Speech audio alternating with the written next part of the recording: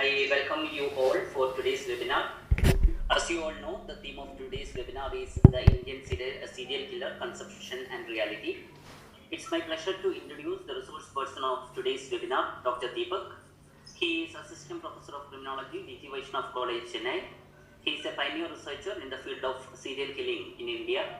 He had done in-depth study on serial killers from Kerala and Tamil Nadu, and it was the first in-depth study of such scale on multiple murderers in India. Recently, he had published a book titled The Unfathomable Lives, Biographies of Indian Serial Killers. He has also proposed a theory called the Motivation Model for Serial Killing, a life course theory to explain how individuals evolve into serial killers. He worked as Assistant Professor, Department of Criminology and Police Administration, Jai Govind Hari Gopal Agarwal Agarsen College, Chennai, between 2016 and 2017. He also worked as a University Grants Commission Senior Research Fellow in Department of Criminology, University of Madras, Chennai, from 2013 to 2016. He got his Master of Arts in Criminology and Criminal Justice Administration from Department of Criminology, University of Madras. He is a life member of the Indian Society of Criminology and is an external expert for question paper setting in Enapova University. He has published numerous articles in national journals and has presented research studies in national and international conferences. With immense pleasure, I invite him to this webinar. So, Deepak? Yes, thank you. Yes. Thank you for the wonderful introduction, Dr. Kannan Balakrishnan, my friend, research colleague, and an expert in community policing in India. And I felt really narcissistic when you read out the first paragraph of my CV. You know, my ego just touched the roof. Now, first time I'm hearing someone read out my CV. And that is Dr. Kannan. Normally he used to make fun of me, but only in formal occasions I can hear him speak like this. And thanks for that. In this presentation, my intention is very precise to shed light on the widening gap between perception of a typical serial killer, a typical Indian serial killer, and the reality which I have learned. Recently I have published a book, and after that I presented few webinars, and this time when Dr. Kannan called me and asked me to present a webinar, I said like okay, I will present my theory. And then he rightly suggested that we don't want your theory, we want something which is really needed, much needed conversation during this time, especially for the student audience as well as the general population. That is, there is a lot of conceptions on serial killers, and these conceptions sometimes can be realistic, and most of the times it is over the top and influenced from so many other areas. So this is where you have to present. And then I realized, yes, it is a relevant topic of which we have to address. So that is the idea behind this topic, the Indian serial killer conception and reality, what we think about them and what is the reality I have seen. Let's move on to the first slide. The first slide is very simple. I will explain here the structure of my presentation, and in the part 1, part 2, part 3 I have classified this presentation into 3 parts. In the first part I will be telling you why serial killers matters, why we need to talk about them, why I studied them, and why we even need to conduct a webinar on them. And in part 2 I will tell you who is a serial killer. I'm quite sure all of you know the definition of a serial killer, but I will be concentrating rather on certain key debates while qualifying an offender into a serial killer. In part 3, let's look at our thoughts and reality. That is the core of this presentation. If you understand this structure, it is very easy to follow my presentation.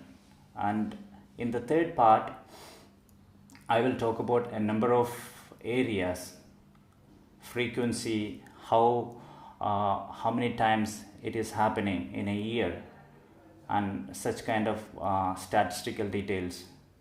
And then who is a serial killer, how does he look like, and what is his personal characteristics. Just look at that in that second area. Then in the third area, regarding the mental health of those people who are committing such offenses. And in the fourth part, let's look at the modus operandi of serial killers. That means the way they commit the murders. And in the fifth part, that is where we will get into the motivation and what we think about their motivation and what do I think is the reality. So this is the first part. Why serial killing? Here I am not going to tell you that serial killers are everywhere, and if I do not study them and find a method to stop them somehow, they are going to kill all of us. No, they are not going to do that, because serial killing is a rare category of offense. That means it is very rare, it's happening very rarely, and even if you want to be a victim of a serial killer, it is quite difficult. I assume none of you want to be a victim of a serial killer, but that's the reality. Then why do we have to talk about serial killers? Why there are webinars conducted on them? Why there are so many books written about them? The answer is curiosity. Answer is the same thing which brought all of you to this webinar, curiosity. We have a lot of curiosity on matters relating to murders and incidents which has a macabre nature. Number 2, understanding human nature. When we try to understand serial killers, it reveals more about us rather than about them. We are not serial killers, but when we study serial killers, we are understanding aggression. We are unraveling aggression. So aggression is inside us, all of us. We are not serial killers, but there is aggression, a little bit of aggression inside all of us. There are points in our life we felt like, oops, I'm going to kill this person. We all had that feeling when someone does something to us and we felt uncontrollable anger and we want to express it on that person right away. And in the next moment we will think, no, I will not do that. I'm not that kind of person. I'm a sane person. I'm not a murderer. But if I tell you that the difference between the serial killer, a serial killer or a murderer, and a normal person is so simple as that. The difference is just that you haven't committed a murder yet. Any moment, anyone can be a murderer. There is not a lot of difference between a murderer and a normal person. So, aggression is inside each one of us. When we study serial killers, we can understand aggression.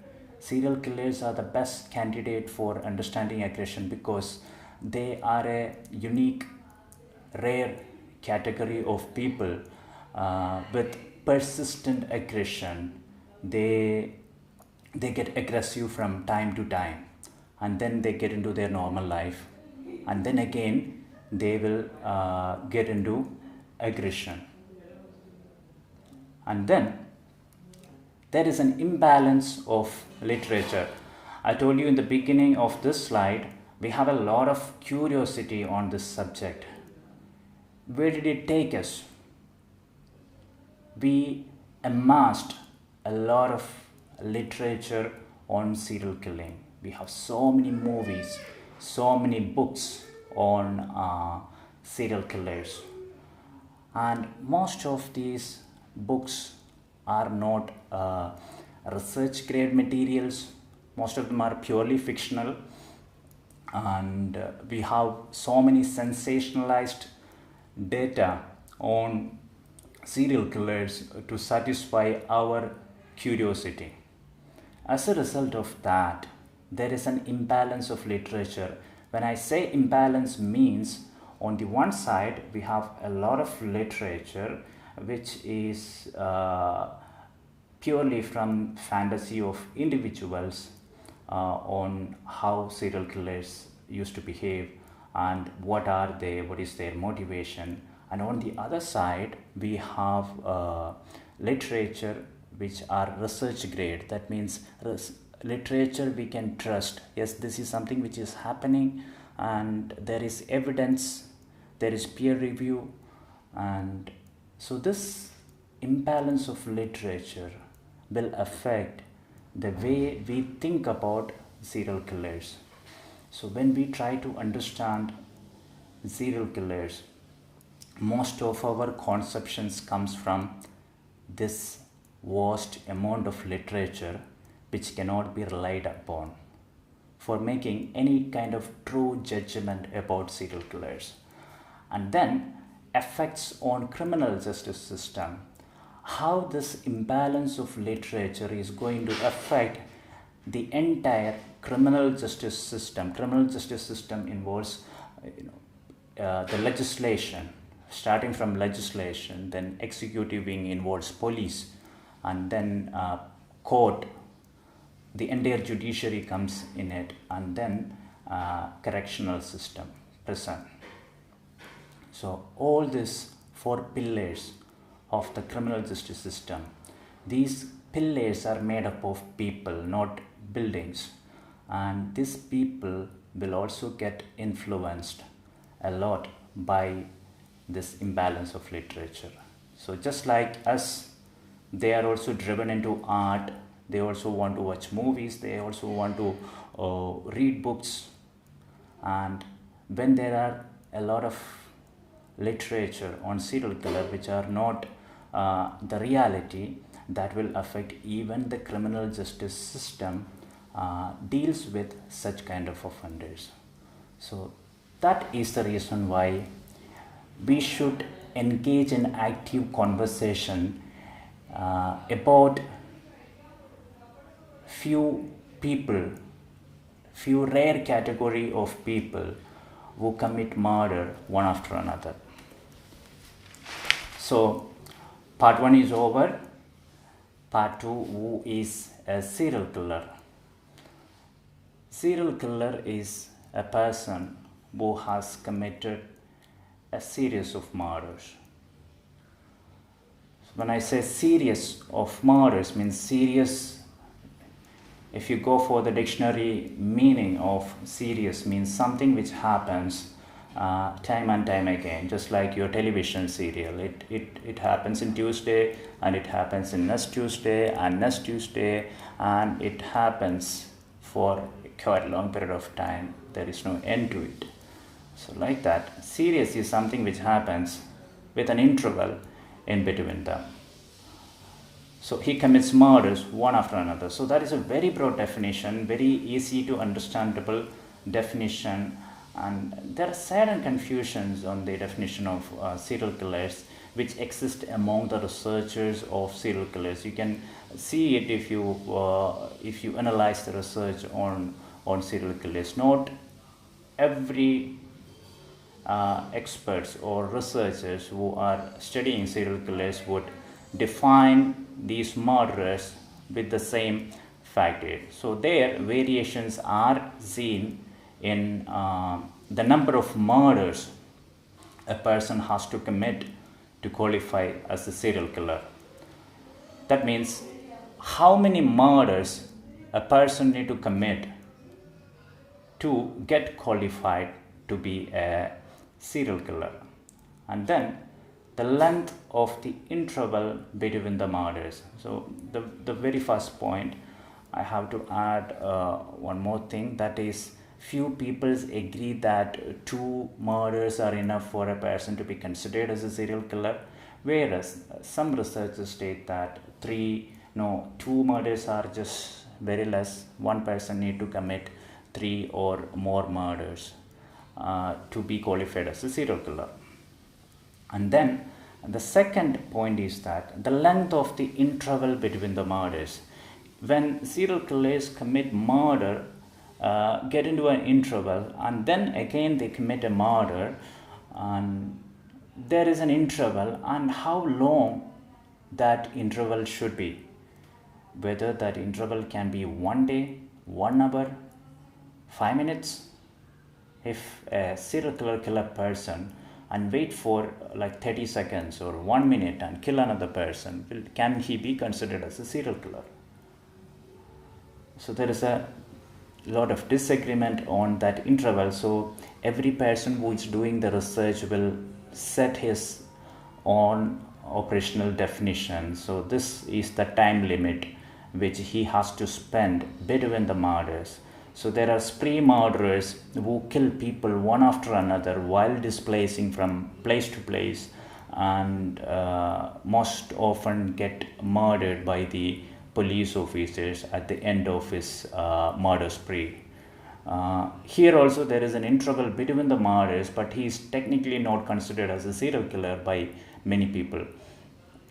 So this is the difference between serial killer and spree murderer. And in this kind of situation, it is difficult to clearly categorize a serial killer from a spree murderer. And then modus operandi of murder. Modus operandi means the method of a person, a detailed method of a person committing the murder, how he does that. Some psychologists believe that a serial killer will use similar method of operation for committing the murder. If he uses a gun in the first murder, he will use the gun in the last murder. There is no difference arising as he progresses on his criminal career. Okay. Motive of the person to commit the murder.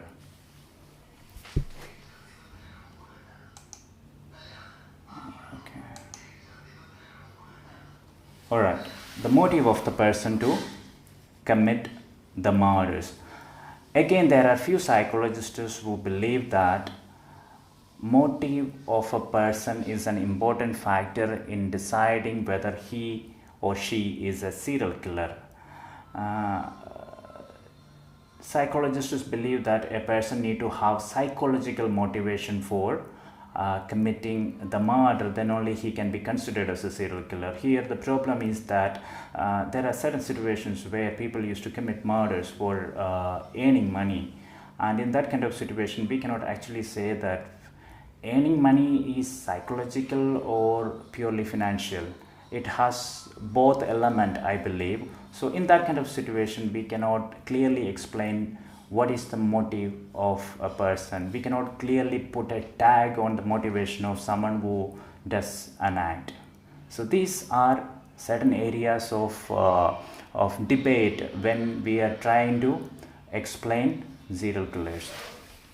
So I kept the distance between the murders, the interval between the murders as a day, and then I also excluded organized criminal units, murders committed as part of the organized criminal units, and then those murders committed with political motive. This is because you might not see a definition like this in anywhere else in the world. Why criminal units are mentioned? Because this is a reality which I have understood while going to Indian prisons. There are a lot of people in the prison who are accused or convicted in more than 2 or 3 murders, but all the murders they have committed as part of a gang. So there could be even 10 people who are convicted of a particular murder case, and this one person will be there.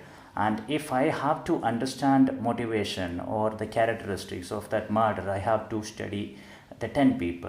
Okay, this is the definition. A lone person who have committed 3 or more murders with a cooling off period between them which lasts beyond a day, committed not as a part of an organized criminal unit or with any political motive. So organized criminal unit and with any political motive, these are things attached to my definition after understanding the reality of prisons in India, where there are a lot of people who are co-offenders in murder cases. A murder case with 10 convicted offenders, all of them will have some role, even minor role, to play in that murder. In that kind of situation, I couldn't classify them as serial killers because studying them is a lot of trouble. And then there are people with political motive. These people will be a part of a political party or motivated by political party to commit murders one after another. And there were certain technical difficulties in including them into my operational definition of serial killers, but at the same time I do not deny the fact that they are all serial killers. All people, if you ask me a general definition of serial killer, I stick to the very first one. Serial killer is a person who has committed a series of murders, no exceptions. Even a person who commits murders as a terrorist or as any part of any organization, they are all serial killers. But there were some technical difficulties in studying them as part of my research. That is why it is titled as an operational definition. So coming back to the old definition, I want all of you to think about the old definition. It's just a person who kills people from time to time. That's all. Okay. So we are in the part 3, conception and reality. So before I begin this part, in this slide I will explain to you why there is a lot of gap, why there is a lot of distance between what we conceive about serial killers and the reality as I have observed. Number one is movies and web series. You see, when I did my study on serial killers, it was the first in-depth study on serial killers which I have undertaken which I have started in 2011, and at that time there was not even a single study conducted on serial killers. There were references of serial killers in few books, that also just a chapter or 2 chapters in books written by police officers about their investigations. Apart from that, there was no research grade material content available on serial killers. But at the same time, there were a lot of movies. Made on serial killers. There were a lot of web series made on serial killers. Now, almost on all online streaming platforms air a lot of content on serial killers. So we have a lot of content. At the same time, there are no research grade content, and this will help to distance the gap between conception and reality.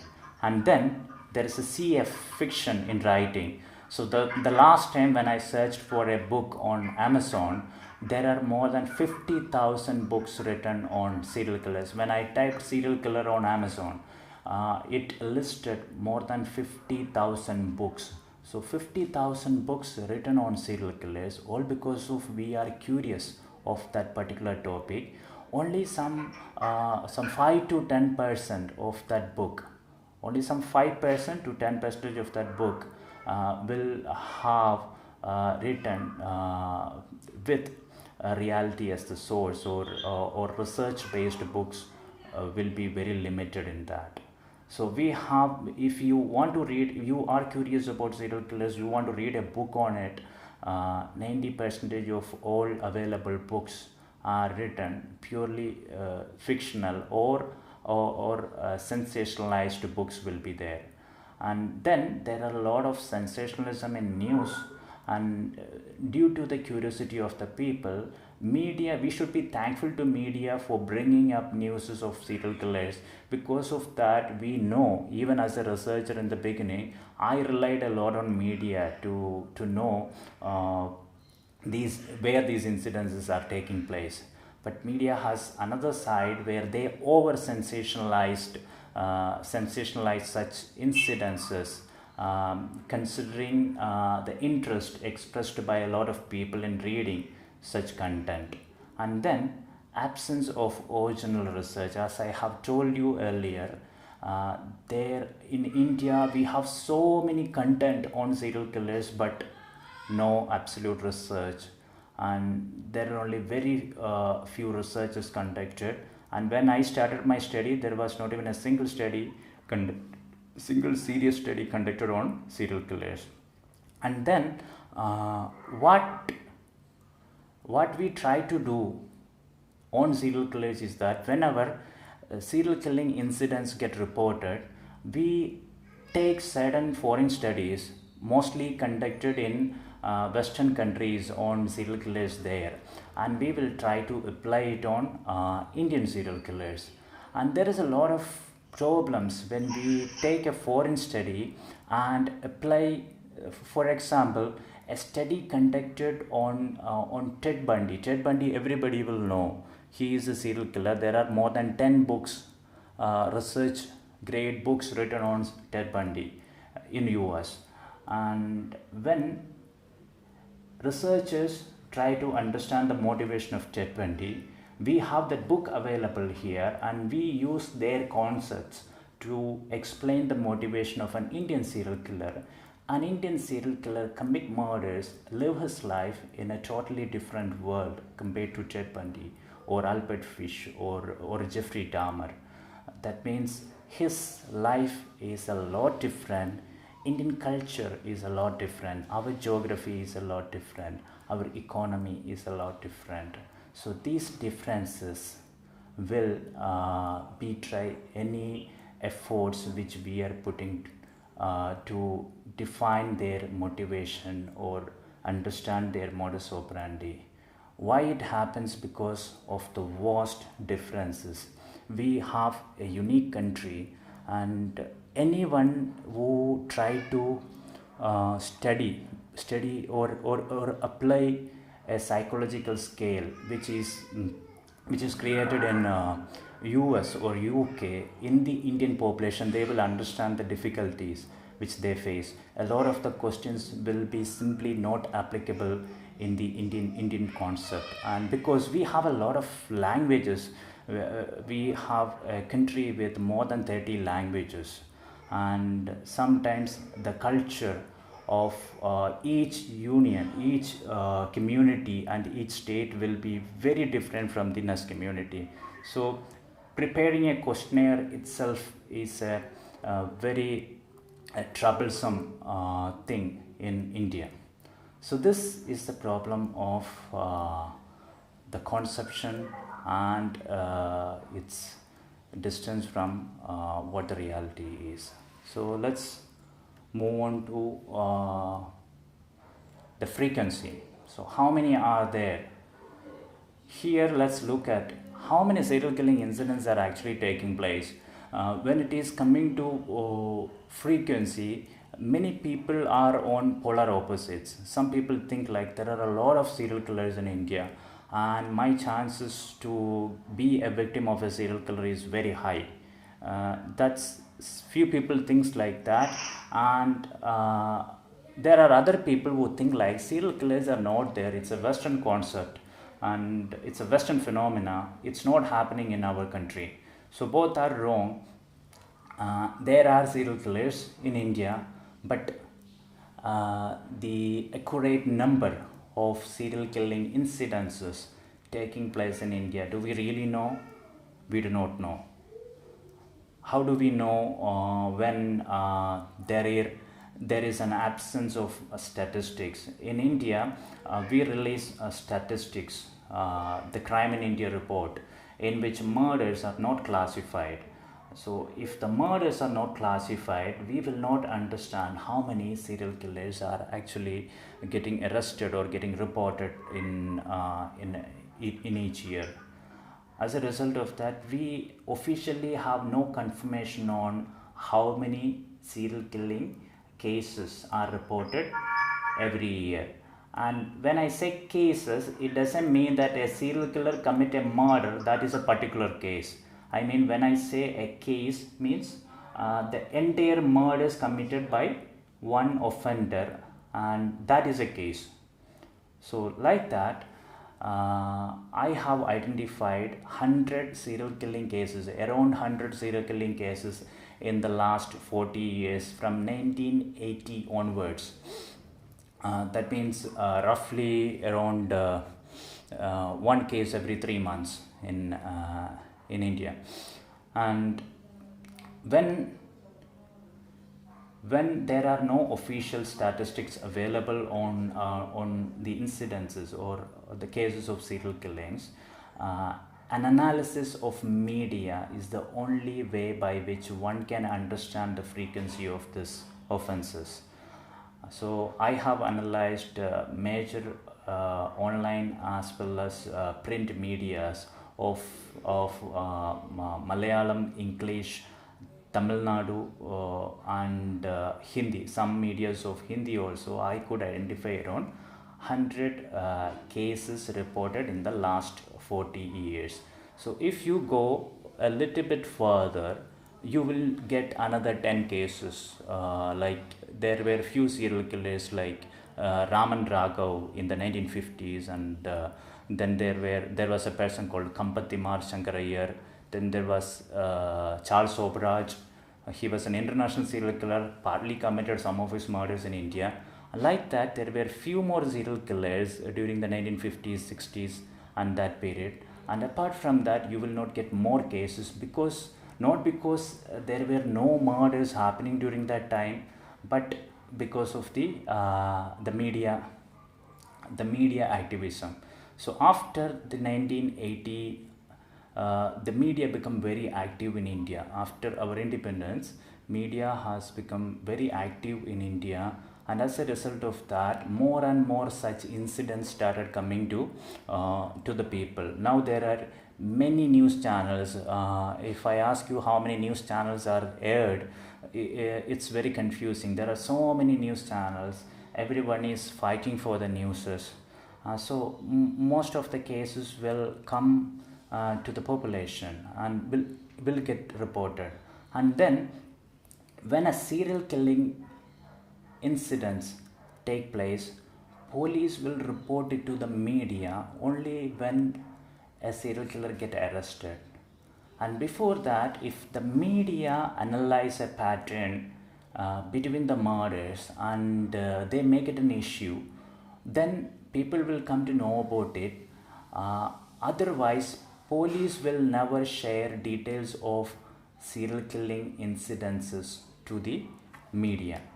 Why they won't do it? Because it creates a lot of pressure for the police officers. Imagine a situation where people know that there is a serial killer in town. He is killing people one after another. Every day a dead body is there, and people will panic in that kind of situation. There is a lot of pressure on police officers, and if this is the scenario, police will never share it to the media, and they will wait until they capture the killer, and only after arresting it will get reported in the media. So most of the news reports on serial killers are like this: a police has arrested a person who has committed these many murders, or a serial killer or psycho murderer, arrested, 18 murders committed, all women. Like that, news will appear. So this is another area where we can check the frequency of murders. And then in India, almost all states have fair share of serial killings, but few exceptions are there. There are few states from the northeastern bloc of India, Mizoram, Manipur, Nagaland. They had no serial killing incidences reported in the media, partly because of the problem of my research of analyzing. I couldn't analyze many of the medias in those areas because of their different language setup. And also when I tried to check, I couldn't find many serial killing cases in those states. And then the old state of Jammu and Kashmir, I couldn't find a single serial killing cases reported in the last 50 years.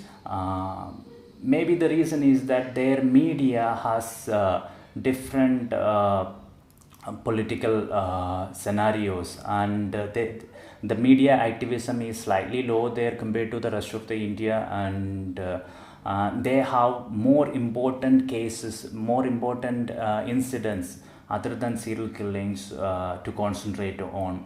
And that may be the reason why few states in India were not reporting serial killing cases. That doesn't mean that it is not happening in such states. It's happening everywhere, and in almost all other states had it fair share of serial killings in the last 40 years. And then not all serial killing incidences are reported in the media. Only in those situations where they are arrested, media will report the crime. So how many serial killers are there? Do we actually know? No, we have no idea. We have no idea how many serial killers are there in India, and there are many active serial killers. In countries like US and UK, some criminologists, even I'm confused, how do they say that? They used to say there are these many serial killers active at any period of time in US. So they might use some statistics of the serial killers reported in that areas. But in India, if you ask me, I have no idea how many serial killing cases are there, how many serial killers are there actively killing people as we conduct this webinar. I do not know, but I'm quite sure there are a lot in India. But considering our population, we have large population, we have so many unidentified dead bodies, and so one has to cleverly assume that there are a lot of serial killers in India. Still, it's a rare category of offense. Okay, now we will get to the personality of this offenders. What are they? How do they look like? Do they have families? Will they get married, and will they fall in love? Or what is the kind of relationships you used to keep? Do they have best friends? And that kind of things. And are they very intelligent? And how emotional they are? Are they all angry all the time? That kind of questions we will check here.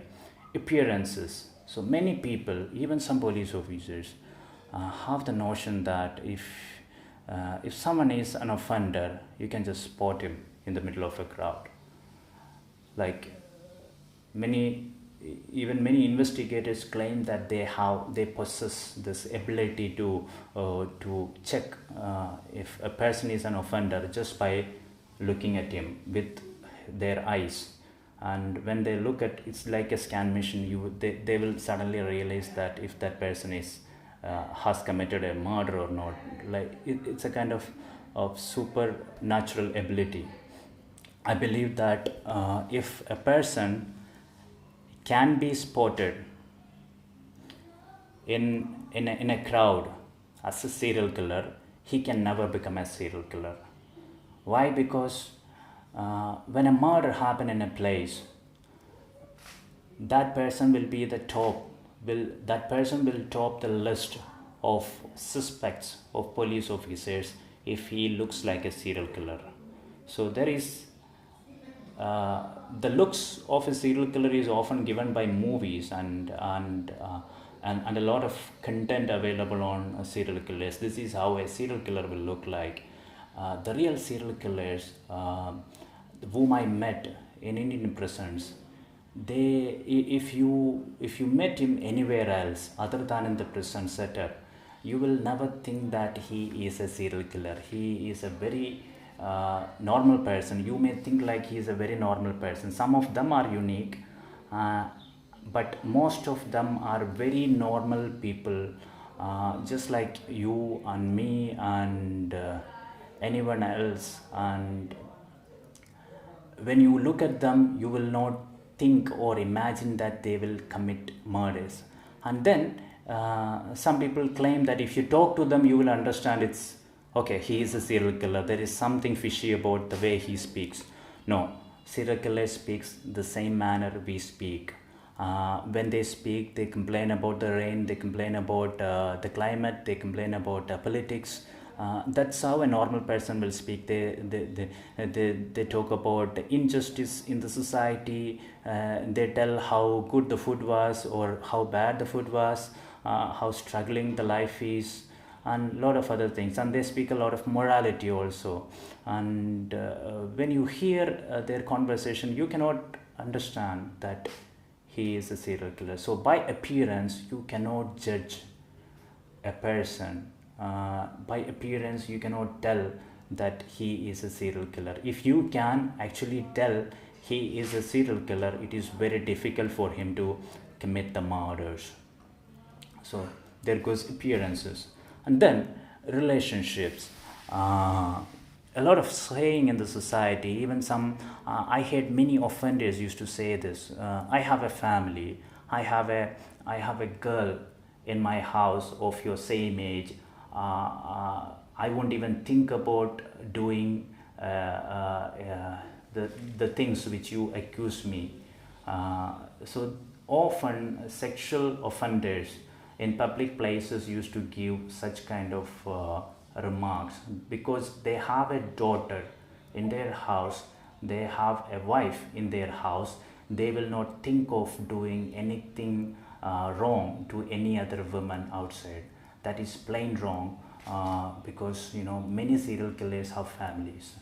Not all of them. Some of them are loners, but many serial killers have families. Even there are rapists among fathers of innocent daughters, and they will be very loving and caring to their daughters. At the same time, they commit unfortunate things to women outside their families. So they have a method, or they have a way of compartmentalizing their feelings for their daughter. On the one side, they take care of their daughter. It's not, they are not acting in their family. They have real love and passion for their family. At the same time, they think that certain people in the society are not worthy of living, and their rights are not important. Only my family's right is important. So they commit murders. And at the same time, there are serial killers who commit same kind of atrocities to people in their family also. That is a matter of another discussion. So relationships plays important role in motivation of serial killers. At the same time, they have different kinds of relationship. We cannot say that all serial killers are loners or all serial killers are family men. There are loners who commit serial killing, and at the same time there are people with family, they are also committing serial killing. So there are all kind of relationship, all kind of appearances. If you think serial killer is this kind of person, you will be wrong. And then intelligence. So one popular notion among students of criminology as well as forensic science is that serial killers are very intelligent, and that is why they are able to commit murders. Of course, they are intelligent. Only if they are intelligent, they can commit a murder and hide it from the police. Yes, but they are not all of them are very intelligent. Some of the murderers are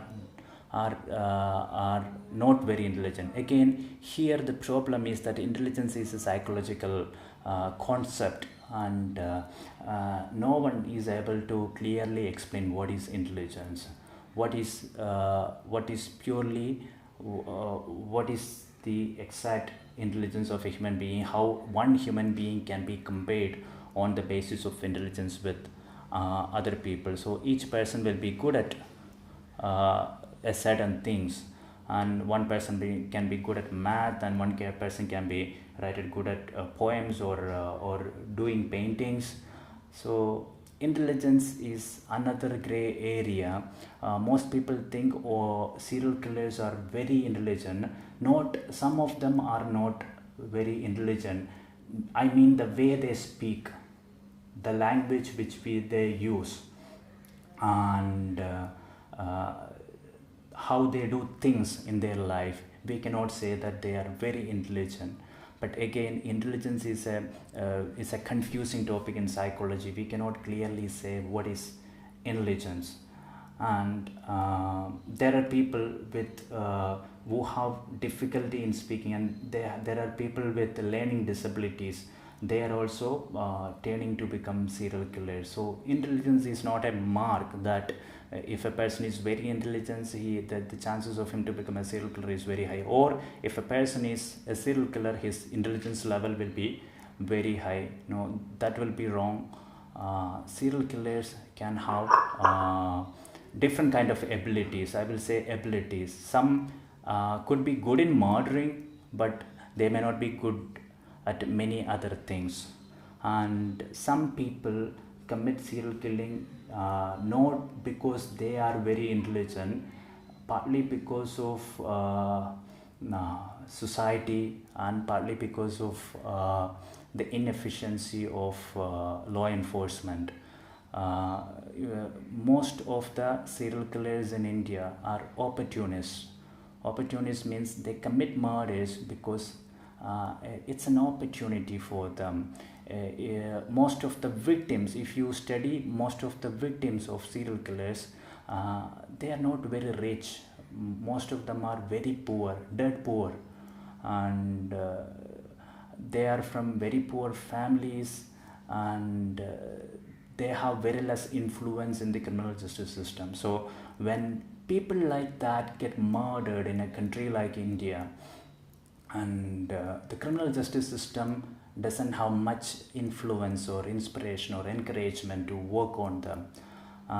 If a serial killer kills a very rich man, the chances that he will not become a serial killer, because in the first murder itself he will get arrested, and even if it's a political murder, the chances that he may get arrested is very high. But some people get away with murders one after another, not just because they are very intelligent, but because of the apathy of the criminal justice system towards the victims. These people are able to murder. So that is what we should understand about intelligence part. And then temperament. Are they very angry all the time? Will they kill everyone they meet? Many people think like, going and talking with serial killers are very dangerous. The first question I used to receive when I say that I studied serial killers, I went to the prison and interviewed them, they will ask, didn't they attack you? And that kind of questions. Didn't they try to kill you? Serial killers are very normal people, except when they are committing murders. That means you will feel like talking to anyone else. They are not very special or unique in the way they communicate with you. They are special. Some individuals are special in our society. The same way they are also unique and special. Each one of them are unique and special. But when you speak to them, you will not, if you are not aware of the fact that they have committed murders, many times it is difficult to realize that they have committed murders. And serial killers, most of them will not commit random murders. Like they will not pick up people and kill them and just move on in their life. That is not their intention. They have a criteria of people whom they want to kill. They have they will be looking at certain gender. So for example, a serial killer who kill only boys, a girl will be perfectly safe with them. And a serial killer who kill only old people, an young person will be safe with him. He can even have friendship with that person. And a serial killer who kill only strange girls, strange women, rape and murder them. A woman is perfectly safe to have a relationship with this person, marry him, have children, be in a family with him, and of course he shouldn't get caught, and then there will be a lot of problems. But the situation is like serial killers will not kill everyone they meet. They have a criteria of people. Most of them have a criteria of people, and they are not waiting to commit the murder all the time. It's not like that. It's not like they are committing murders like they are taking food. It's not like that. It's like when they get the urge, from time to time they find the victim which fits the criteria and they commit murders. And here also there is an exception. There are few serial killers who kill people random. So when they get into the mood, that means the matters which trigger them to commit serial killing sometimes may not rest with the victim. Sometimes it may rest with their mood. When they get angry, they commit murder. When their anger reach a tipping point, they will commit murder. In that kind of situation, a person who is with him, when he reaches that ticking point, he will be at risk. Whereas the other kind of serial killers who commit a murder because of his perceived value of a particular victim, in that kind of situations, all other people who do not fall into his definition of a victim are free to establish any kind of relationship with this person. This person will be very friendly with all the other people, depending upon the normal nature of the person. So with this I would like to talk a lot about the personality. I think we are running out of time. We will move on to the mental health. Are they mad? So this is one important question. Why do they kill people? Are they mad? Are they sane? Are they insane? And that kind of questions. Are all of them psycho? Do they have psychopathy or other mental disorders? Do they abuse substances and because of that they commit murder? And here the first one I will explain: sanity. So sanity is a general term. Legally sanity is explained. At the same time, sanity is often used by common people to explain if a person is not mad. If a person is not mad, he can be sane. Again, here the problem is that what is your definition of a sane person? What is your definition of a mad person? In your world, in your definition, a person who commits murder, the act of a person committing a murder, can be sane or insane. If you think, okay, committing a murder is perfectly a normal thing, yes, it will have legal consequences. At the same time, a person need not be mad. A person need not be insane to commit a murder. Yes, then perfectly they are all sane. And at the same time, if you think a person who commits murders, who kill specimens from the same species, he cannot do that without some kind of mental troubles. If you have that kind of definition, then he is mad or she is mad.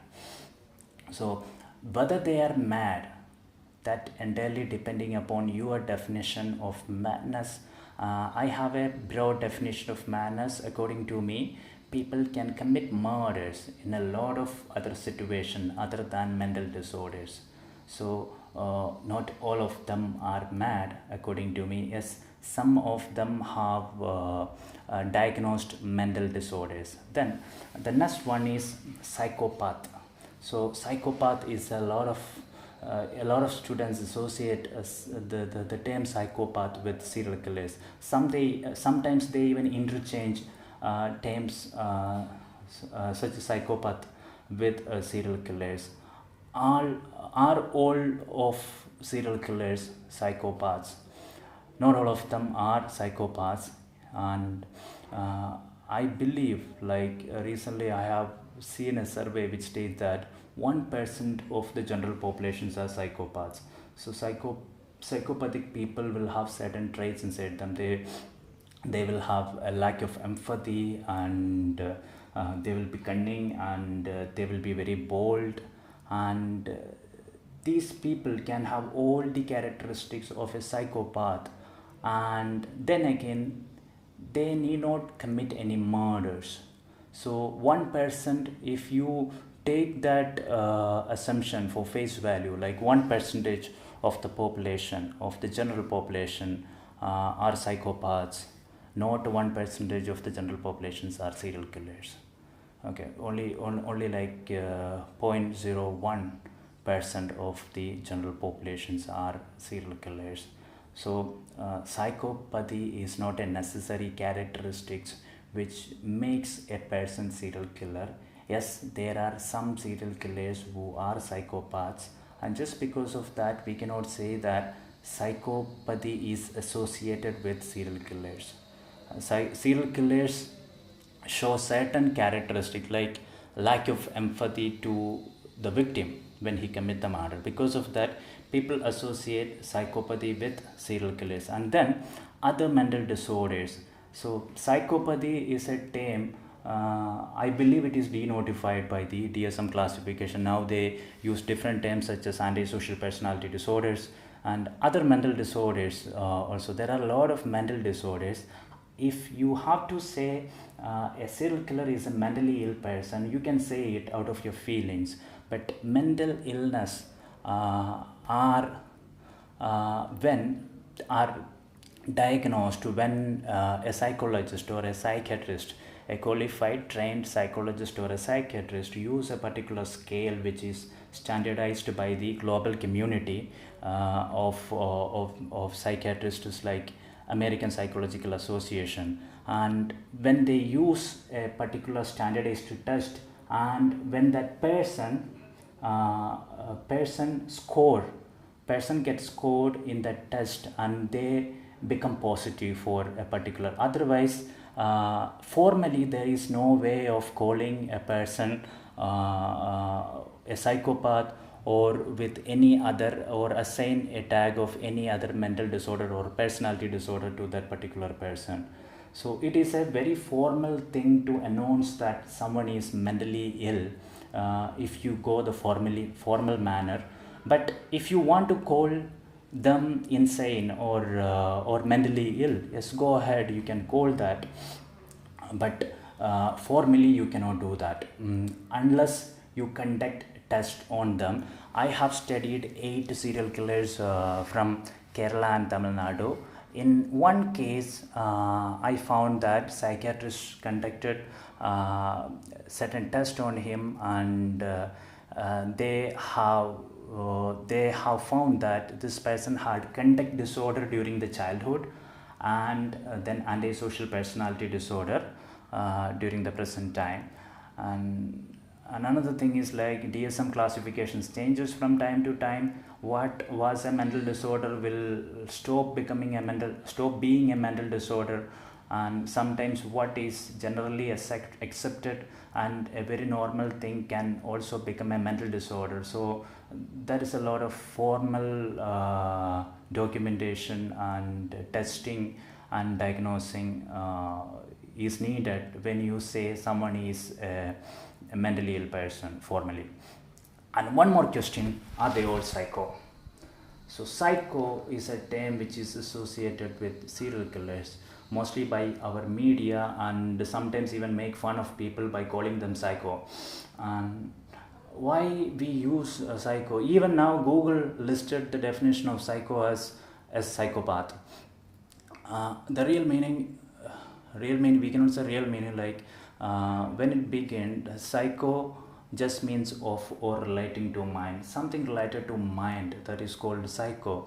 And why the term psycho is widely used for classifying or addressing serial killer, like psycho killer, often we can see in the medias, the application psycho killer. It's actually from a movie called Psycho. I think the movie was directed by Alfred Hitchcock or someone. Okay, that movie has become so famous, and in that movie was named as Psycho. Then there was another movie called American Psycho. Then slowly that word meaning was synchronized with the meaning of psychopath. So if someone is a psycho, he is a psychopath. Again, it is not clearly telling a person is mentally ill, or if the media do not understand the motivation of a particular offender. In that kind of cases, they will call him psycho because he commits murder maybe due to some mental illnesses or mental problems. So the term psycho is actually popularized by the media, just like the term ripper. We hear a lot of ripper in Kerala. There was Ripper Chandran, and then there was Ripper Chako, then there was Ripper Jayanandan, and Ripper Sukumaran. There was a recent, he was not a serial killer, but the term Ripper somehow attached to him. And then recently there was Ripper Kunyu, a serial killer in Kochin. So there are a lot of Ripper, just like the term psycho.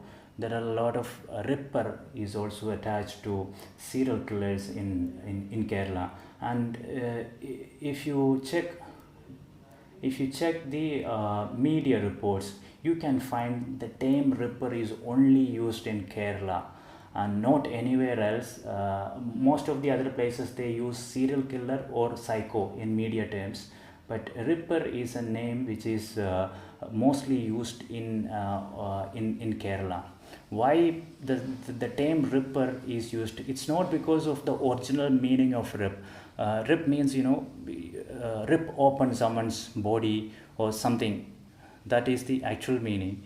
And this name has got into Kerala murders because of the large reading community in Kerala. They are interested in a lot of literature which talks about a serial killer called Jack the Ripper, who was from 2 centuries before. He committed few murders in the Whitechapel district in UK. And this serial killing case a lot of attention of the media because the killer was never identified, and at the same time the way he commit the murders. After committing the murders of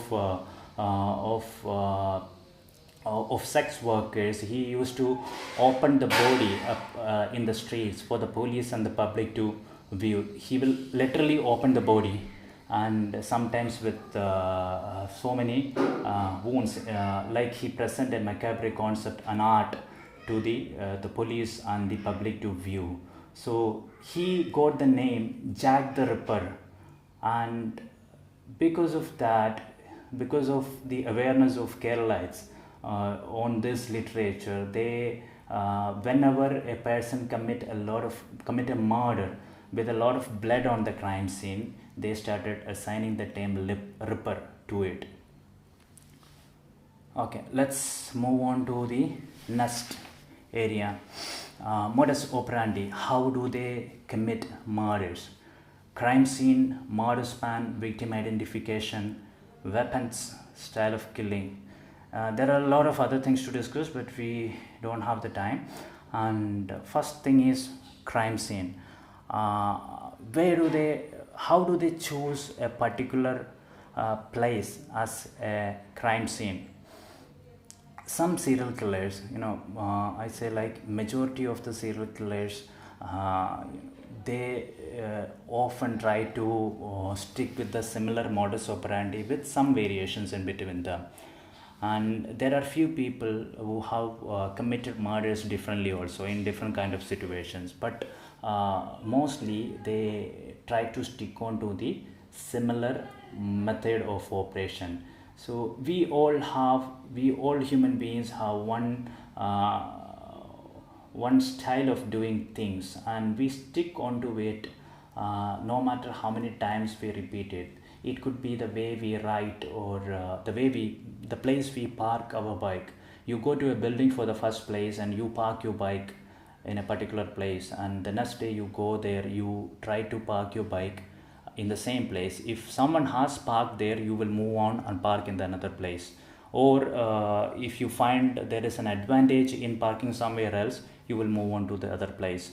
So like that, serial killers also, as human beings, have a tendency to commit crimes in a similar manner, unless and until they are disturbed, their pattern or their efforts are disturbed by some external elements. They will do the things in the same manner, because this is something which they have tested and they know that they will succeed in it. So that is crime scene. They choose a particular place to commit the murder, when the next time they will try to choose similar place for committing the crime, unless there are certain kind of external factors in it. There are serial killers who committed all the murders in outside, that means not inside a building. So there was one serial killer in Kollam. He committed all the murders in the street during the night. Not even a single point of time he tried to open a door, go inside a building. There was another similar serial killer in Salem district. He committed all the murders in ramshackle huts which are in dilapidated states, and there is no proper door for the house, but there is only a garbage sheet. A plastic sheet will be kept as the door, and there are very poor people who are sleeping in the street, or like in the minimum setup. He only attacked that kind of people. He did not attack people who are sleeping outside the hut, but in every situation he went inside a hut. But if I show you the picture of all of their huts look similar. They are very poor people without proper door to secure them, and all of them were sleeping, and he attacked all the victims when they were sleeping. And there are many serial killers in India. If I put a number, there are around 8 serial killers who kill victims only when they sleep. They won't kill victims on other situations. Otherwise, they will be sleeping. They will approach these victims, and when they wake up, they will hit them with a stone or some huge weapon, and like that they will kill the people. So serial killers often choose a particular crime scene because they believe that is very convenient for them to commit the murders, and it might satisfy them psychologically. And most often they try not to vary from that crime scene, because it is something which they have done and they have proven.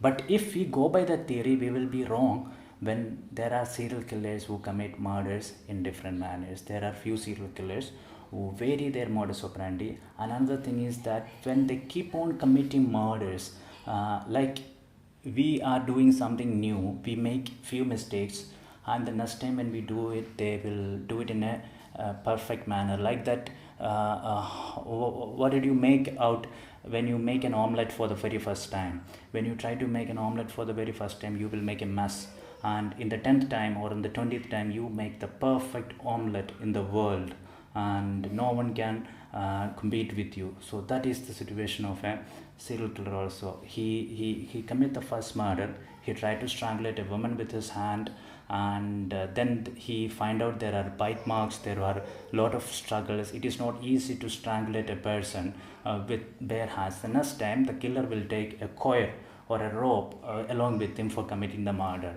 So then he realized that okay, using a coil from backside is little bit easier, and we can avoid a lot of defense strategies by the victim. then let's do it. Hereafter, every time when I go to the crime scene, I will do this.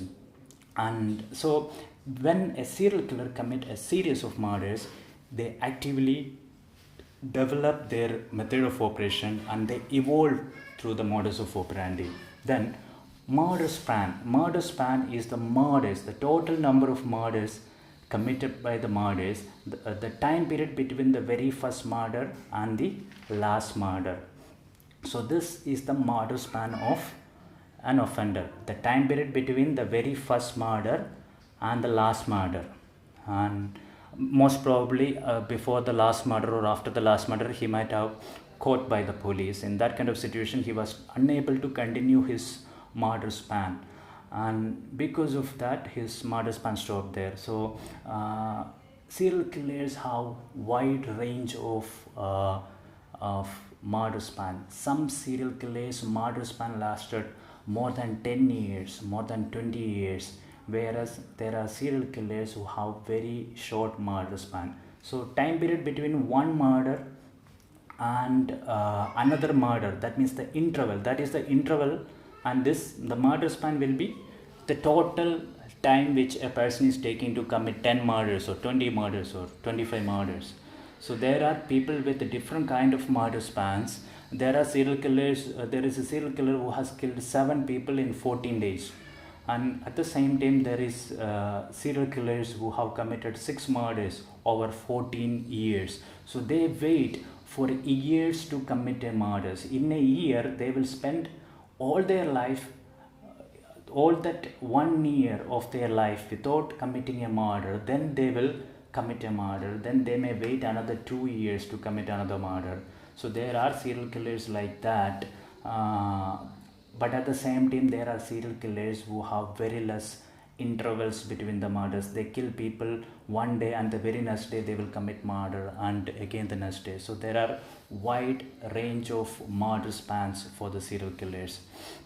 Victim identification, I believe I discussed the topic already. A person who is a serial killer choose a victim not often randomly. They choose a victim because of certain perceived value for that person. And when a serial killer identify a victim, sometimes the factors which helps him to choose a particular victim, the criteria can be very broad, and sometimes it can be very complicated also, like the relationship this person is having with that victim, or the community of that victim, or the caste of that victim, or sexual orientation of that victim, or gender of that victim, like that. Sometimes it can be very complicated, and in some situations that criteria can be very simple, as that the way the victim do her hair, or the color of the sari the victim wore on that particular day. So it can be very complicated on one side, or on the other side it can be as simple as the color of the dress that person is wearing, or the appearance of that person, or the color of the skin. Or sometimes a serial killer feel like, okay, this person looks like another person with whom I have a lot of anger. So because of the look of that person, sometimes a person can be chosen as a victim of a serial killer. So it can be from anywhere from a very broad category or a complicated category to a very simple category on the other side. And then weapons.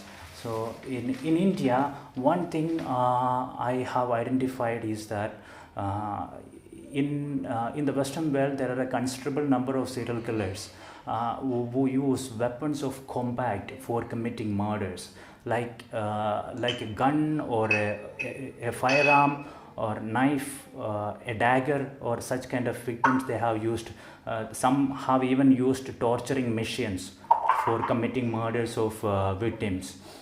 But in India, of all the cases I have identified, only 1 or 2 serial killer have used only one serial killer have used the weapon gun, and very few serial killers have used even a knife or a dagger for committing murders.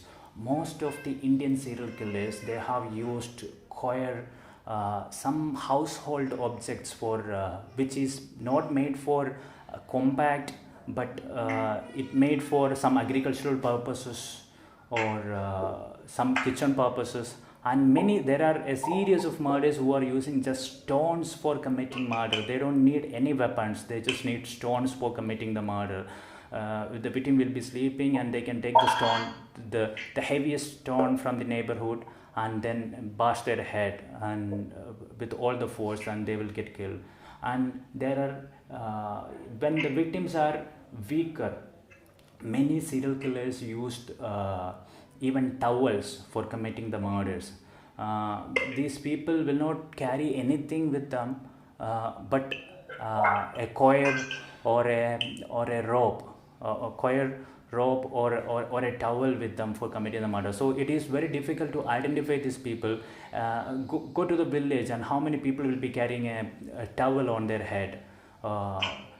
Most often they will have a towel or a cloth on their head, or a person with a rope in their hands, driving a moped vehicle to the inner village of Tamil Nadu. No one will doubt him, because everybody is like that. They merge with the population like that, intentionally or as a part of. So they commit murder in the culture which they are living, in the society which they are living.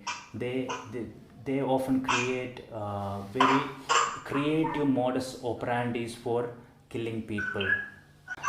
Style of killing means the method. It's not modus operandi. I'm talking precisely about the kind of injury a serial killer will cause to a victim to cause the murder, cause the death, or make sure the victim is dead. Bludgeoning and strangulation, that is what I have seen. Many serial killers in the Indian setup, they have used either bludgeoning or strangulation for committing the murders. And again there is a pattern which I could see there. When serial killers want to have sex with the body of the victims, that means necrophilia, in that kind of situations they use the method of strangulation, maybe because they want to avoid getting their body drenched or soaked in blood of the victim. And because of that, when a serial killer has a sexual intention, they use the method of strangulation for committing the murders. In other kind of situations, when their aim is just to kill people for robbing them, they often use the method of bludgeoning their head, like a strong hit on the head or some critical organ to the body of the victim that will cause the death of the person. And at the same time, I could identify one serial killer who even bashed the head of the woman and who had sex with the victim when they were dying or their post-death situation. So there are serial killers always, who does not fit into the pattern. So if we expect every serial killers to fall into a pattern on how they commit the murders, we will be wrong. Okay, so this is where most of the media will try to explain why someone has committed murders. So the motivation in my research, I have defined the term motivation in a very broad manner and in a very detailed manner. So most often when police officers, when they find a victim and they explain why that offender has committed the murder, for example, a person has a woman has found with torn clothes and there are marks all over her body. In that kind of situation, police will state that the motivation of the murderer is sex. he wanted to get sex from this woman, and for that he committed the murder. So, or in an attempt to sexually assault the woman, he has committed the murder. So most often they will state motivation as sexual. So one problem here is that not all people who want to have sex with a woman will kill a woman. There are so many other creative manners people will try to indulge in, that kind of manners, like falling in love with that woman, or taking her on a date, or get married, and so many other things they can do for the sex. Even they can approach a sex worker for having sex. But why this person has committed a murder to have sex? So that is the actual motivation. So that person evolved in his life in such a manner that he is ready to commit murder to have sex. So sex cannot alone be the motivation of that person for committing murder. So sex is considered as a purpose of the murderer. A chain snatcher who pulled the chain of the lady, okay, it's not a murder, but he snatched the chain. So the very action, we can state that the purpose, the motivation, some people will say the motivation is money, financial motivation. So that is not actually the motivation, it is a purpose. He wanted the chain of the other lady because he wanted money. So that can be the purpose of that particular act, deviant act. Whereas motivation can be something very broad and very deep, which go far inside his family, something which we can only understand by studying the entire life of that person, like what kind of a childhood he had, what is the family setup, how his mother and father brought him up, and what is the kind of education he has received. Where did he develop the idea that if you want something, you can just snatch it from others instead of just working hard, earning money and buying it? Because a lot of people want sex. All the people want sex, all the people want money, and they are not committing murders. Most people try to get it in a harmless manner, where their actions will get approval from the society, whereas few rare individuals choose to take the detour. They elect to do something very hurtful and very harmful for other individuals and do it. So if you want to understand the motivation, you have to understand their entire life, and one scientific path may not be enough for understanding the motivation of an offender. So very often police officers who explain the motivation of a murder or a rapist, they will be giving purpose rather than motivation. And next one is factors. A lot of research conducted on understanding the motivation of serial killers are looking at the factors in the life of or certain biological factors from the side of the offenders. So these factors cannot completely explain serial killers' motivation, because there are people with a lot of these factors in their life, grew up into very law abiding, very polite individuals who are very helpful and empathetic in their life. For example, there was one person whom I know personally. She was abused as a child, sexually abused as a child, and when she grew up, she decided to start an NGO for helping people. So after starting the NGO, she used to take a car during the night, like 2 o'clock, 3 o'clock. She drives through the street, empty street, and if she identify a child who is alone in the street, who is a potential victim of any sexual abuses, she immediately pick them, call the police, and make sure the child get into a safe school. safe place where the child can spend the night, and she often visit that child, make sure what he gets what he wants. So many of the serial killers also had similar childhood in in uh, in that they got abused. Not all of them. I'm not telling that all the serial killers had very bad childhood. So a bad childhood, abuse in childhood is often related as a factor by many researchers for stating that this is why this person has grew up to become a serial killer.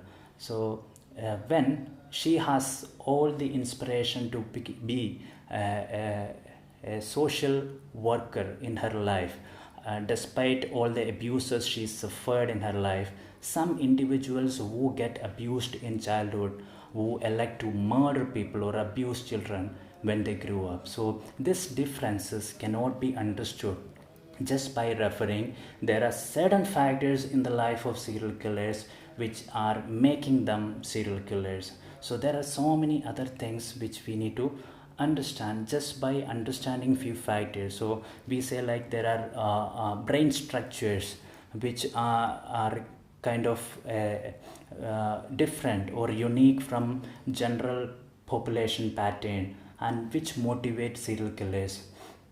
And there are also people with such kind of brain structures who are not becoming serial killers. So factor oriented perspective for explaining motivation. Look, this happened in her life or this happened in his life, and that is why he is a serial killer. No, we cannot say that. And other thing is that look, this person has something genetically wrong with him, and he has so and so parents, and his biological makeup is different. From childhood onwards he had a tendency to commit aggression, and that is why he has become a serial killer. See, both of those factors will fail to explain why a person commit serial killings. And then there are few studies which look at the process of an individual evolving into serial killer. That means they overlook the factors, rather they explain how an individual evolved in their life to become a serial killer. That means the process through which. So this process oriented approach is in a way better than explaining the factors, merely pointing out certain factors in the life, because those factors are present in perfectly normal individuals' life also. And these are other way of looking at the motivation. So I have developed in my theory, I explained the motivation by studying the entire life of serial killers. Then I realized that they have not just factors in their life, they have a nature, something which is inborn in them, something which a biologist will call a defect or some uniqueness in their makeup. So that is called the nature. And then there are DRLF or deep resting life factors.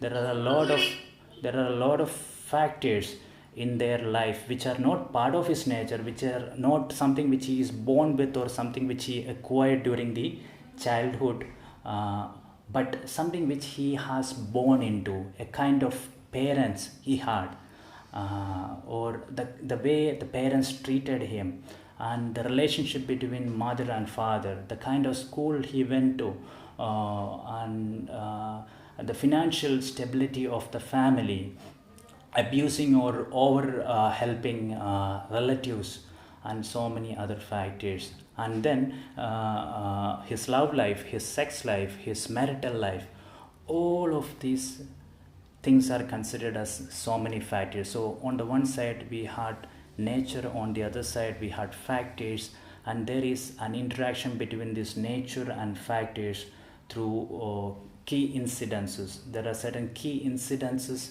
in the life of people. So this is what if I move on to explain that way, I will be moving on to my theory. So the current general perspectives we have for explaining the motivation of serial killers are inadequate, and therefore we have to take a more in-depth perspective of the life of serial killers in order to explain the motivation. So motivation is not a simple matter.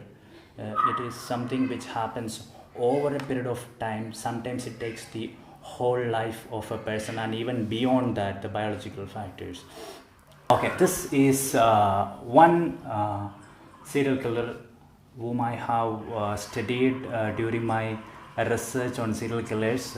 He was from Tamil Nadu, and he has committed a series of murders in so many districts, so many internal districts in Tamil Nadu, and he has around 12 accused cases and 20, more than 20 plus confessed cases. He has 5 convicted cases of murders and 20 plus suspected cases. So this is how I used to categorize the number of victims, because explaining number of the victims a serial killer has claimed is not an easy task. So there are a lot of aspects to it. There are convicted cases, there are accused cases, there are confessed cases. Confession means confession to the research scholar, not the police officers. And then there are suspected. Most often these numbers won't correlate with each other. And his victim descriptions were women in deserted region, that means 19 to 70. So he had, you can see that this person did not choose victims from a particular age group. His youngest victim was just 19 years and the eldest victim was 70 years. Most of his victims he had sexual intercourse with them. Some of them while he was murdering them, or some of them it was necrophilia. After the death, he indulged in sexual intercourse with their body. His murder span lasted around 85 days. In 2009 he has committed, in all the murders he has committed robbery, and in some cases he has committed not in some cases, like 80% of the cases he has committed rape, which was and in some cases it was necrophilia, depending upon the technical factors. And in weapon of choice was, in almost all the murders he has used a rope for strangulating the victims. And his method of operation was like, he used to take a moped, and all of you are aware that moped is the two-wheeler which is very popular in Tamil Nadu, and he take a moped and drive through the deserted roads. And there are a lot of deserted regions in Tamil Nadu. It's not like Kerala or any other cities. If you travel to the inside of Tamil Nadu, you spot a building and you have to travel for miles before you can see another building. So in that kind of situations, he takes his moped bike and he cruises looking for lonely women in deserted regions, who most probably will be collecting woods, cutting grasses, feeding their livestock, cattle. And once he identify a victim, he will hide and observe them, and when he makes sure no one is around, he will strangulate them, have sex with their bodies, and then he will live with the gold ornaments. A few gold ornaments, if they are wearing it, he will take it away and he will leave the crime scene. And after that, he will sell this gold ornament, invest that money which he is receiving on food, liquor, and fuel for his vehicle. And again, the very next time when he feels like committing a murder, he will take his moped and he will travel, and he will identify another lonely woman. All the murders he committed during the time between 12 o'clock and 6 o'clock. So he committed murders right under the sunlight, and all the murders, in none of the murders he entered a building. All the murders, all the crimes he has committed in open land. So this is how, to understand how I define motivation for serial killing in my research. So I told you that there are nature and there are deep resting life factors, and then there are key incidences. and so you can see those underlined paragraphs that there are in the first paragraph. You can see the nature. So he had something which is some kind of personality traits, strong traits or core traits, I will say. These core traits, he had it from childhood. That is, he was impulsive, make decisions all of a sudden. He had an addictive tendency. If he used some substances, he had a tendency to get addicted to that substance. Sometimes it is substance, sometimes it is like women or something else.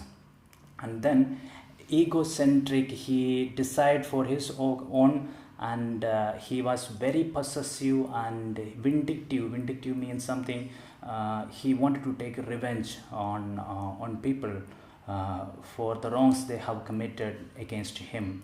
And then he was hypersexual. He wanted to have a lot of sex. So all these natures are identified by studying his entire life, the choices which he made throughout his life, in every situations, how this person has behaved. He had option A, option B, option C, but he chose to be addictive, or he chose to be. Deepak? Yes. Can you be a bit more loud? Yes. Okay. I assume you have heard nature. The nature of the subject was to be impulsive, addictive, egocentric, possessive, vindictive, and hypersexual. So this is something which he had it from throughout his life. And how do I identify it? By studying the pattern of behavior or the choices which he made throughout his life. And then there are deep resting life factors, or deep resting multiple factors. I used to call it DRLF in my research.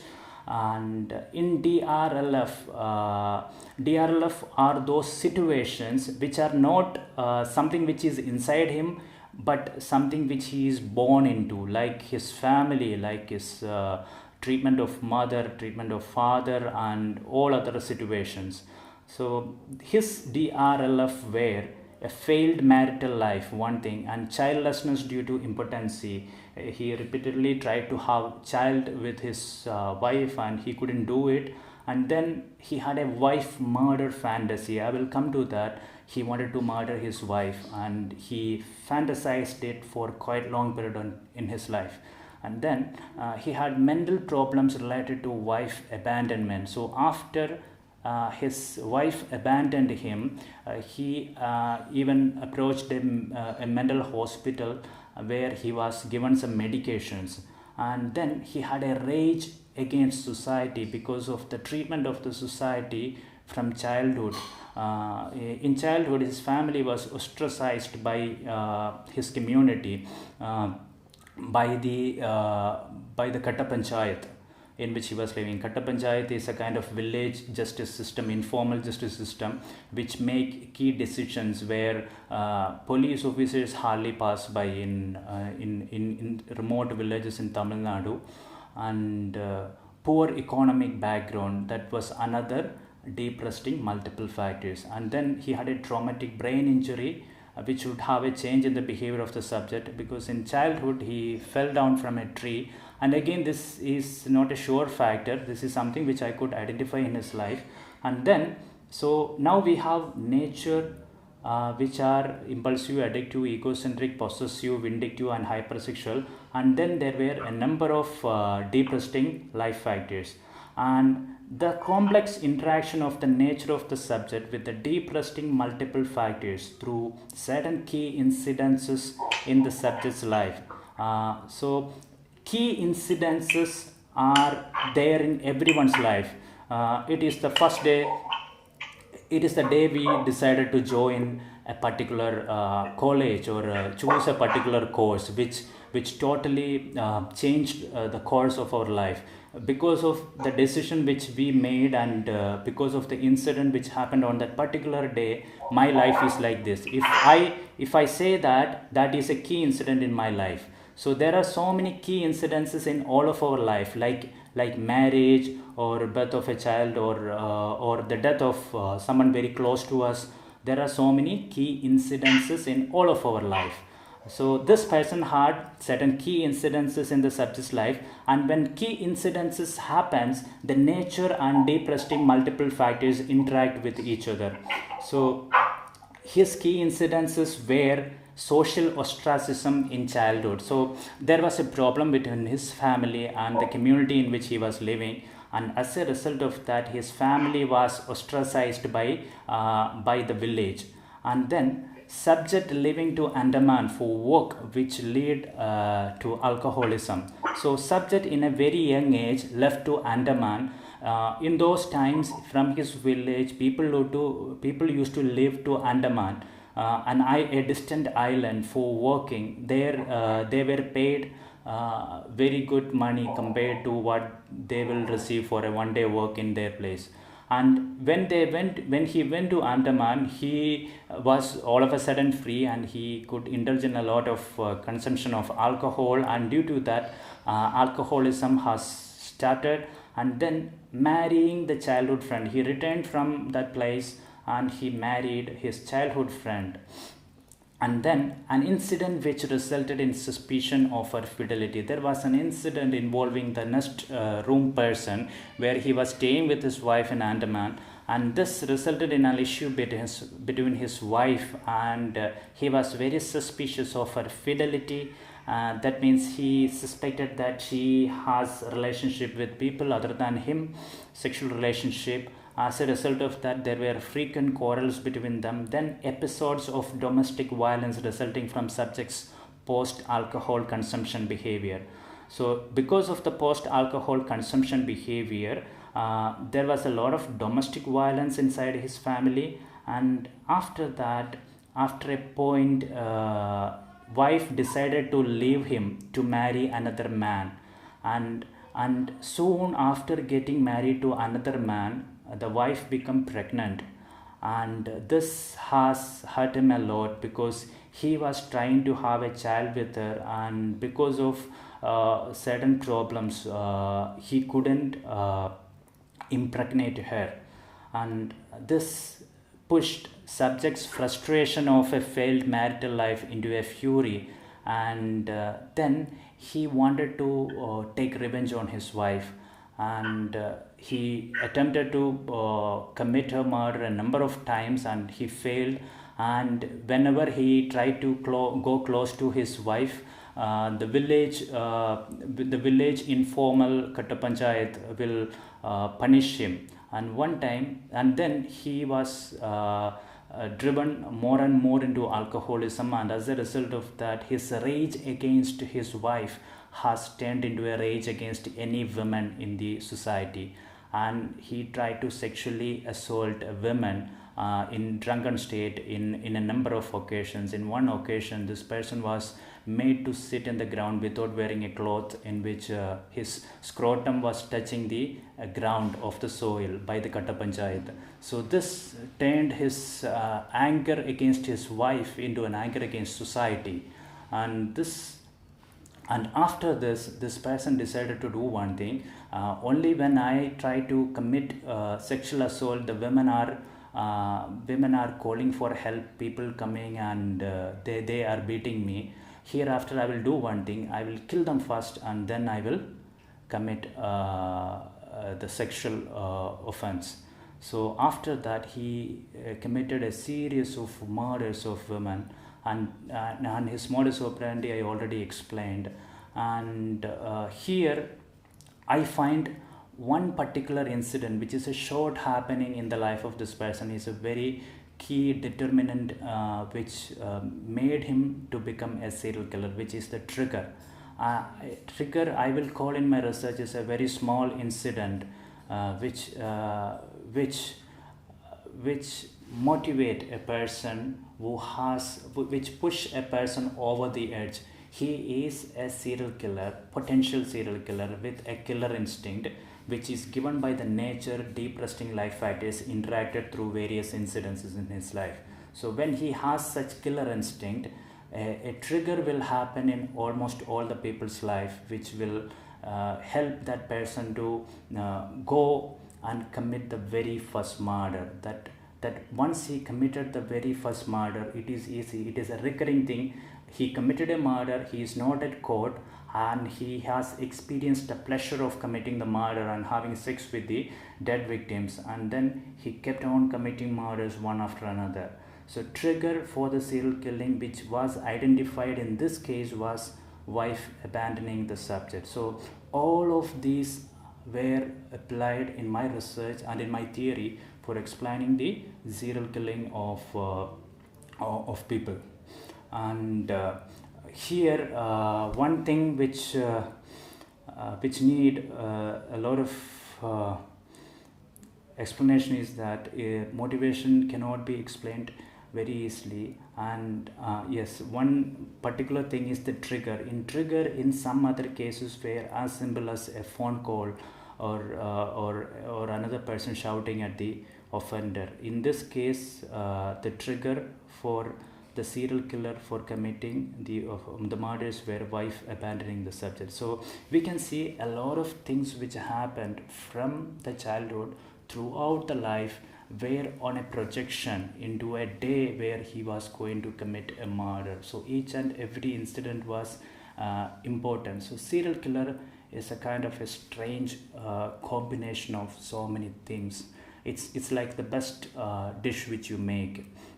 The difference between the best dish which you have in the kitchen and the worst dish which you can make in the kitchen is just very minute.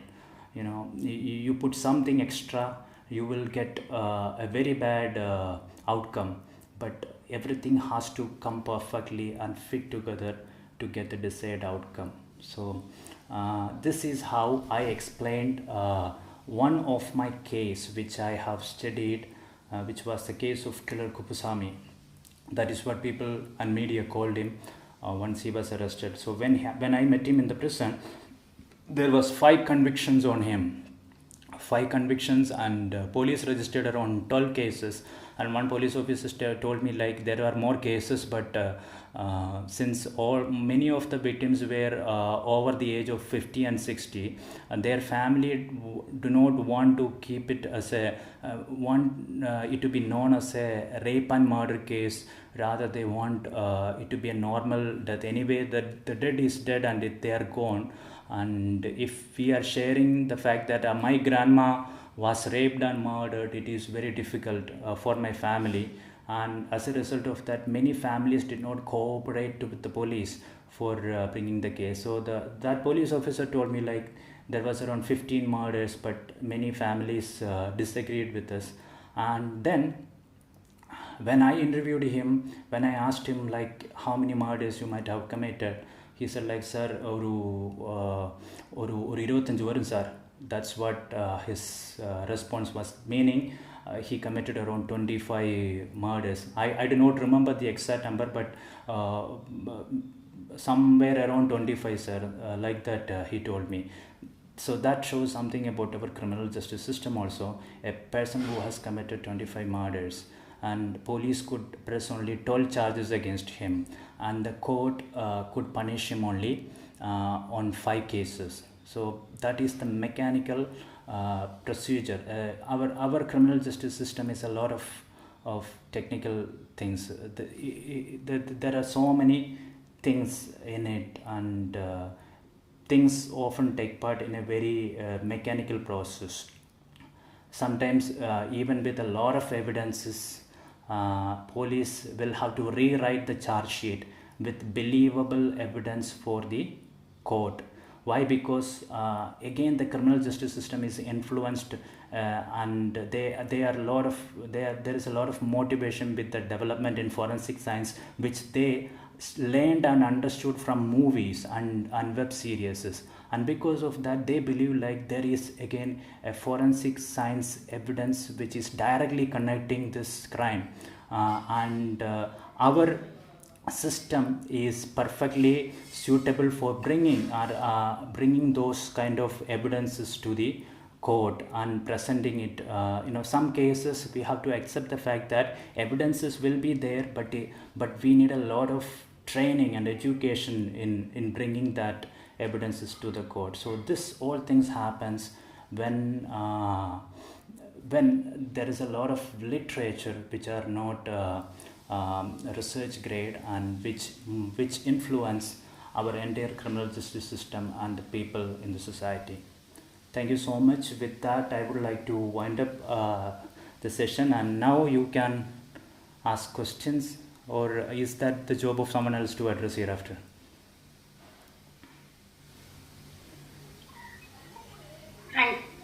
Thank you. Yeah, as you said, it's the job of someone else to address hereafter. Yes. Thank you for the wonderful session, Doctor. Now the platform is open for discussion.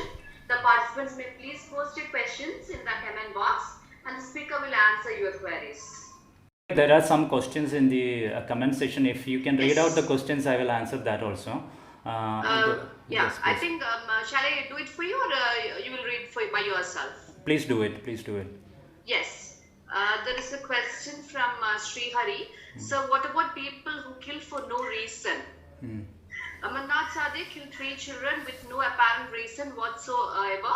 He was 8-year-old when asked why he killed 3 babies. Sada smiled and asked for biscuits. He wanted something sweet when telling the story of his murderer. He knew perfectly what he had done. Yeah. So, he wasn't insane. That's a question from Sri Hari. He actually wants to know why people kill for no reason. Yes. Aparneep Sada is the youngest serial killer in India. Maybe one among the youngest serial killers all around the world. He has committed 3 murders. First 2 murders were from his very own family. And the 3rd murder when he committed, the family couldn't push those murders under the carpet, and as a result of that, the people came to know about the murder. And it's a very unique case. Of all the cases which I have identified in India, this is the youngest offender. There was another offender which was part of my study. He started committing murder when he was 15. So there is no such murder as that there is no reason for committing the murder. There is always a reason, but reason is explained by the observer for anything. So something is happening in the society and we look at it and we assume a reason for it, and unless and until we assume a reason for it, there is no reason for anything which is happening in the world. So the thing is, like, there is always a reason why he has committed the murder, and I believe like Amardeep Sada had very interesting nature inside him, and he cannot be completely held responsible for the commission of the murders. The way he was brought up, and during those 8 years, what kind of treatment his family has given him, that is also very important. I feel like maybe they might not have scolded him very well when the first time he was aggressive towards his younger siblings. Maybe he was very violent, and his family was unable to pay enough attention, maybe because of their poverty or all the members of their family going home. So there are so many children of his age, not even 8 years old, like 5 years or 6 years old. They show very core nature. That means they have a tendency to be passionate to their younger siblings. The same way a child can be aggressive against his younger siblings. So these things are perfectly possible. If a child of 5-year-old is able to love his siblings with so much of passion, he hugged them, he kissed them. It happens in my family also. There are 2 small children. They used to hug each other. One child is just an infant.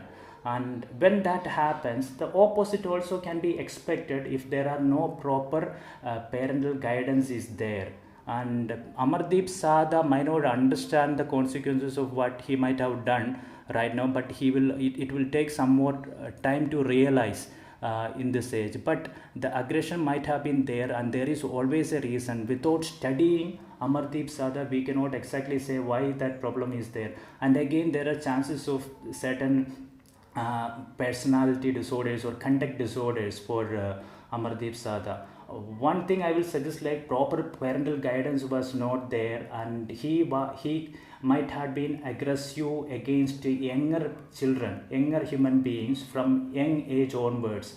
and his parents might not have paid attention enough, and for him, like, his explanation of murders could be very simple. So we cannot say that a person commit a murder without any reason. There is always a reason. Sometimes those reasons we cannot understand. Those reasons can be only understood by those people who committed. As researchers, we are trying to understand why he has committed those murders. But Amardeep Sada, he was arrested. There was some articles in the media. After that, he went into the black box, and now we don't know a thing about this murderer. We don't know what happened to the murderer until and unless a researcher try to identify where he is and try to understand his family setup, and if he has some personality disorders or conduct disorders, then only we can exactly assert what is the motivation. Then in research, everything is an effort. We cannot 100%, I cannot say that okay, this person has committed this because of this reason. There is always a chances of error even from my side. It's all an assumption which we are making, which are valid for certain people and which are not valid for some other people. Thanks for that question. Okay, there is a question from Shraddhavi. The question is, do you think life experience contribute to making a person into a serial killer, or is it more about genetics? Yeah, see, the thing is, like, life experience and genetics, people and criminologists have a general opinion that these things are two different things, but there are very many advanced studies which says that there is not enough difference between life experience and genetics, because what happens in life is constantly affecting the way a human being's brain is molded. So every moment your brain is making new connection. Your brain is a little bit different before this some webinar compared to the one which you have after the webinar, because your brain already made different connections, many numerous connections while listening to the lecture. So if you have to say that whether behavior is resulted by genetics or by environmental factors, that is the discussion on which criminology has thrived in the initial years. But we are above that discussion, and now we have to understand that these things are not entirely different. These two things are just the same. So what is your genetic is your parents' life experience, and your parents' genetic is your grandfathers and grandmothers' life experience. So life experience is not totally different from the genetic of a person. So everything is interrelated, and we are, just because of we appear different from our environment, it is not like there is no connection between the environment and the genetic of a person. A genetic keep growing even after the birth of an individual, and it keep molding and developing and evolving throughout the life of a person. So if you cut the brain of a 50-year-old person and open his brain after his death, and see if there are certain structural differences in the brain, and if we are going to assume that this person has committed serial killing because of the structural differences, what is the surety that structural differences is not caused by the life experiences of that person? So there is always a connection, the strong connection between life experience and the genetics, and in my opinion, these two things cannot be parted. Thank you. Okay, Megha Jobi wants to know, is it possible to correct serial killers through medication, treatment and counseling? Yeah. Okay, we will try to give paracetamol to them. That is the only option. Right now, they will not get COVID also. So right now, we do not have any method of correcting these individuals. Not only these individuals, our modern, so-called modern prison systems are not able to even correct the petty offenders who commit murders one after another. So in a prison system, which people get corrected are those people who want to correct. Those people who commit a crime out of nowhere and who doesn't need any kind of treatment for correction, because they already have that regret of committing the offense, and they are even sure that they will not commit the crimes. And only those kind of people are getting corrected in our prison setup. With the yoga which we are doing in prisons, and with the cardboards which they are making in prisons, and the shoelaces they are creating, I don't think correction of offenders are possible. Corrections are possible only in those individuals. That is a small minor population in a prison we are able to change. And if you take prison, certain prisons, certain people, even in my research, they become murderers only after going to the prison. So they had a criminal career which started long before. They started with petty offenses. When those criminal careers bringing them into a position or a projection in their life in which they are turning into serial killers at one point of time in their life, the prison plays a very important role in the evolution of their criminal career in a negative manner. I have seen that there was a bicycle theft in my study who went to a prison, and in the prison he befriended a group of gang members who were all offenders. One person suggested that instead of committing simple theft and get caught by the police, you can go out and murder women. You can rape women and steal their gold ornaments. So this person, what happened in the rest of the life is just that he went out of the prison, he started committing murders of women, and he had sexual intercourse with all of their bodies, and he took the gold ornaments. In that kind of cases, this person was made into a hardcore offender after going to the prison. If he was a bicycle theft and he was left without a warning, with a warning in the society, he wouldn't be a murderer. Again, here there are so many other factors. I'm not telling this is the only factor. So right now there are no medicines which we can give to serial killers. We can give medicines and sleep them off for some period of time. At that time they will not commit the murder. So after that, will they commit murder or not? There are no medicines. Yes. Okay, thank you. I think we'll have to speed up a bit because there is a number of questions. Okay. The next one is from Jixon Saju. What lies behind a serial killer's signature? Signature. Okay. Yes. Okay. Signature is something. There is a number of researchers. Actually, very few researchers which stated that a serial killer has certain things which are different than the modus operandi. So when serial killings happens in multiple places, and police identify these are all serial killings by connecting the modus operandi of a particular incident of murder with another incident of murder.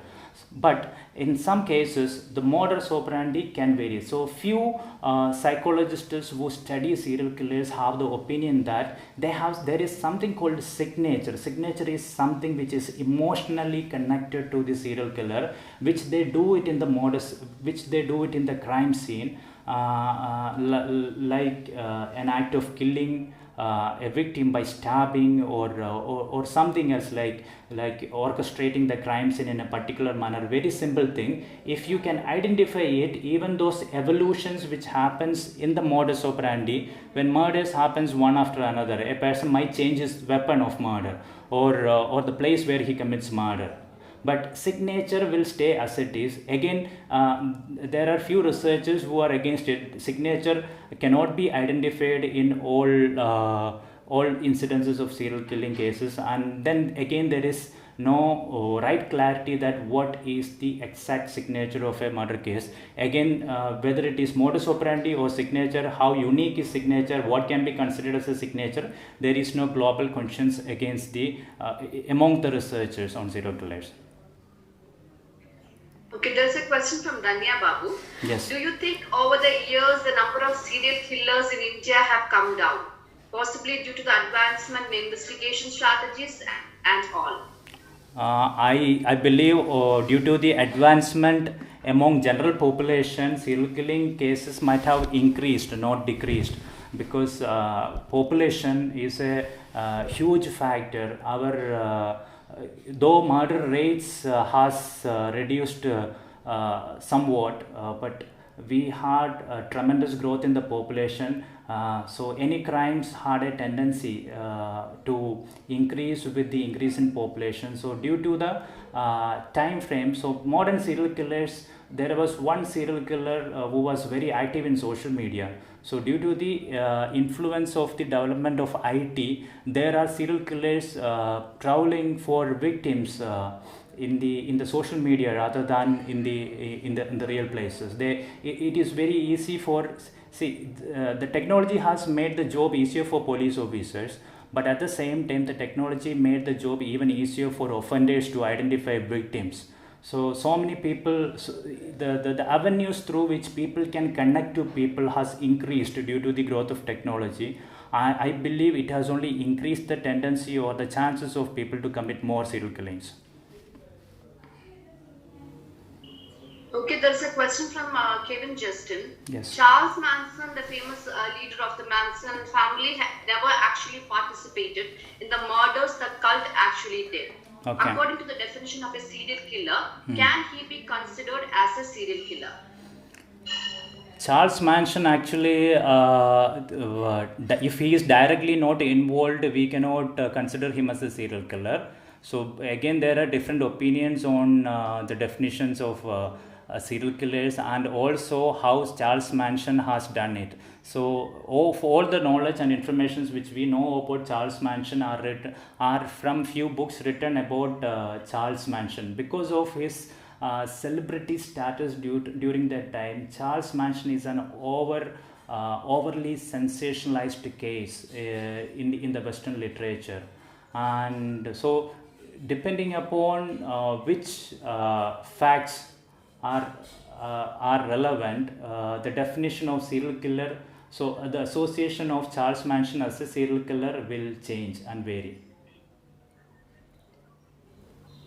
Okay, there is a question from Elosia. What about cases like there is a reason for the murder, but the murderer was not aware of it, but still commits the murder? Yeah. Is there possibilities that we can find the reason? It's perfectly possible. In our day-to-day life, we do a lot of things without knowing the reason for doing it. Like many people attending a particular webinar just by seeing the name of it, and they do not know actually why they are attending it and why they are giving it. So that is everywhere. That is a very common trait among human beings. Human beings do a lot of things in their life, and at the same time they will say, oh, I don't know why I do this thing. So that happens in serial killers also. So any general traits or behavior among general population can be observed in serial killers also. Some serial killers will be committing, not all serial killers know exactly why I am drinking or why I'm committing murders. How many drinkers knows that why they are exactly drinking alcohol? So the same thing is applicable for serial killers also. Okay, Rajkrupa wants to know, compared to other countries, India has a lower rate of serial killers. Is it because there are really lower rates of such cases, or because they are brought into the limelight of the society? Does this show that our justice system lacks in bringing these cases out?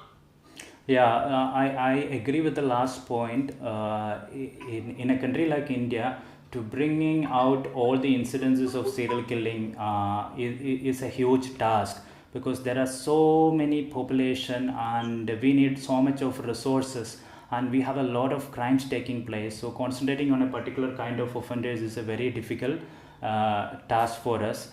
And the one thing which I understood while studying serial killers is that our serial killers fit into the lower strata of the society. Almost all of the serial killers I have identified are from lower class. That means economically they are backward. Some 80% of them are educationally backward, and they have no influence at all.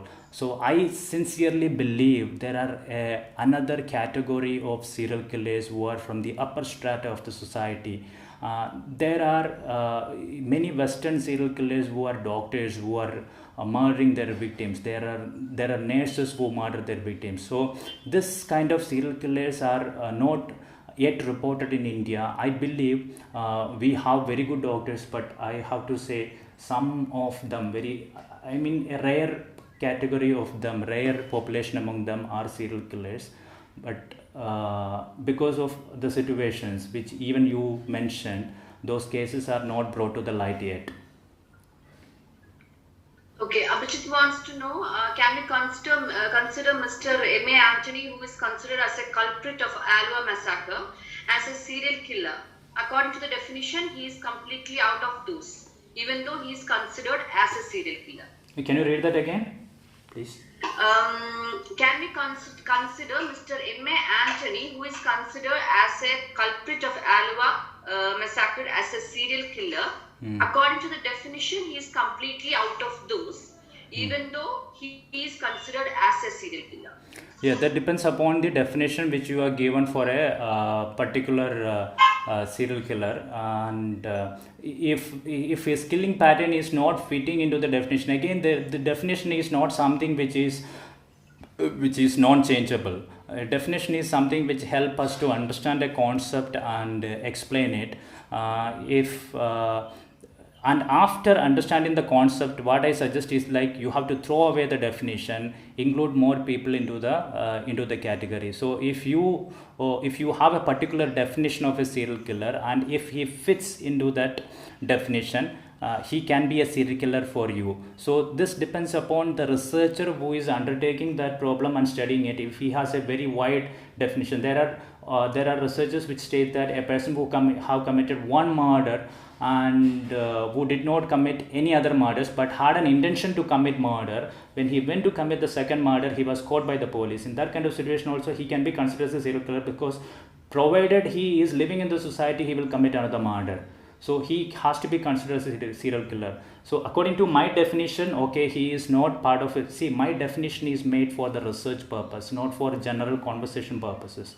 So in general conversation purpose, we can consider even a person who commit one murder, had a tendency to commit the next murder, can also be a serial killer. So that entirely depends upon the definition.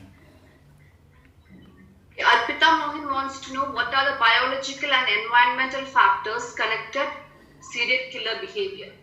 So there are a lot of biological factors. So there are studies which are concentrated on the structure of the brain, and then areas of brain which controls behaviors such as impulsiveness, anger, and due to some problems in this area or some uniqueness in this area, people have a tendency to become more aggressive.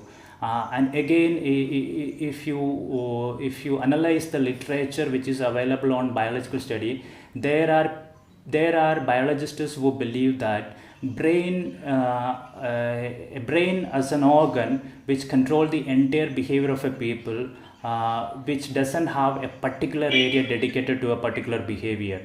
And then there are biologists who say that brain has specific regions, and if that region is taken away, that person will lose a particular trait of his behavior.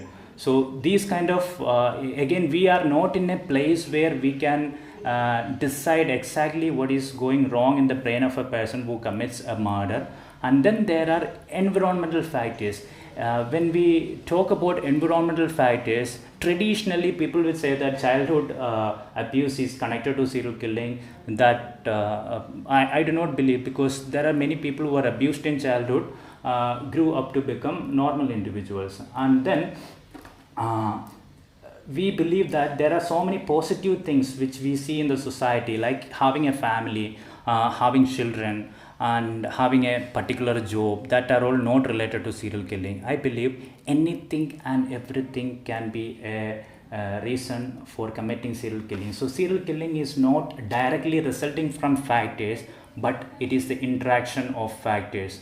That means many factors coming together. Sometimes those factors can be like loving their family, they want to provide for the family, they do not have the money to provide for the family, so this person decided to kill the neighbor and take the money.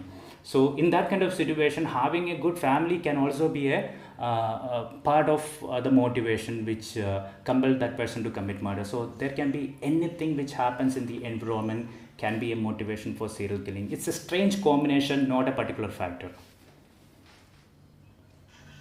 Okay, Elosia asked a question again. Why do some serial killers leave clues after the murder? Is there any reason?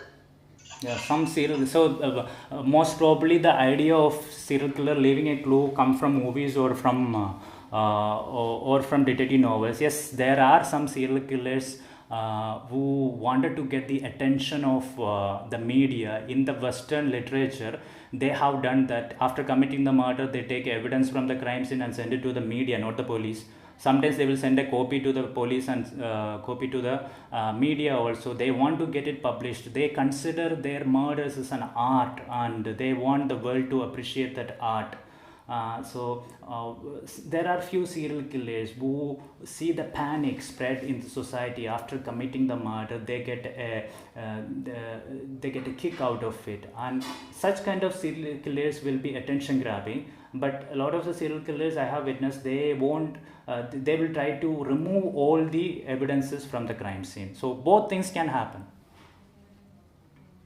Okay, Elosia has got one more question. Is a person known as a serial killer only if it was committed alone? Because Myra Higley murdered 5 children along with Anne Brandley. Can she called a serial killer? Yes, she can be called as a serial killer in a group. Again, here that last time I answered a question about a particular serial killer definition. That applies here also. If you think like serial killers are people who commit murders only when they do it alone without the help of other people. No, it's not like that. People, when murders happens one after another, even by group of individuals, that can be considered as serial killing, because serial killing has taken place, murders one after another without with an interval in between them by the same perpetrator or perpetrators. So if you have that kind of definition, they are serial killers, all depending upon the definition you are having. If you think these are all serial killings committed by groups, there are many serial killing cases committed by groups. There is a gang of people who used to come murder people from outside the railway station. They are called the maxi cab murderers. These are a group of 8 people who commit they have committed around 200 murders, and all of them can be considered as serial killers. But when a research oriented operational definition, if you want to study them, you will include them as serial killer. Yes, they can be considered as serial killers. Okay, we will take one more question. Anupama wants to know what in the case of Ed Gein. So I don't know what exactly she wants to know. Can you please be specified, Anupama? Okay, I'll take on it from there. Right.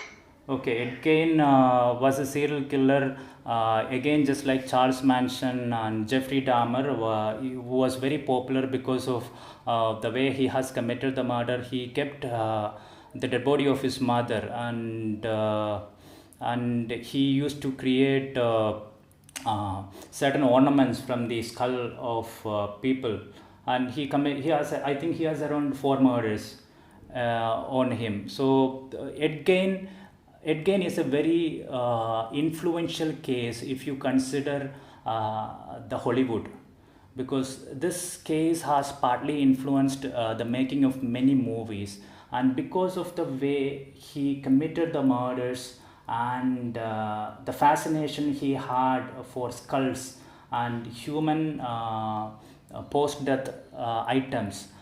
His case has got a lot of attention by the media, and as a result of this, see, something very even among serial killers there are weirdos. There are many serial killers who are very normal people. When I say normal, they are serial killers, but they commit murder in a very normal manner, just poor serial killers. And then again, there are weirdos in serial killers also. They commit murders and they do things differently. Again, serial killers is a very minor population. Among them, there are people who commit things in a weird manner. and because of that weirdness he got a lot of attention, and his case has motivated many directors to take up movies, and many of the movies which we see now in our day to day life are partly influenced by such very famous cases, but those movies are not actually representing the original cases, a wide variety and majority of the cases of serial killers. Yes.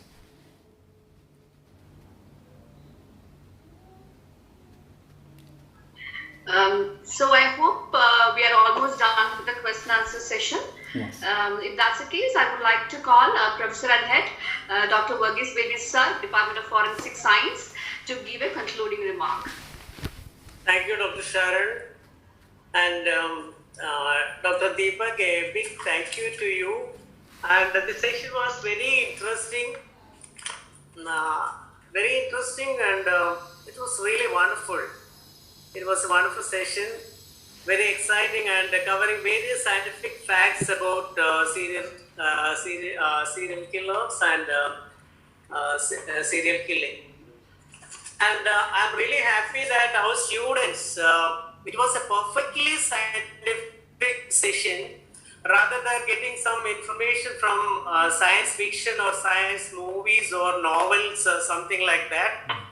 So our students got a first-hand information from a very good scientific person, a scientist, I can tell you. And that's why it elicited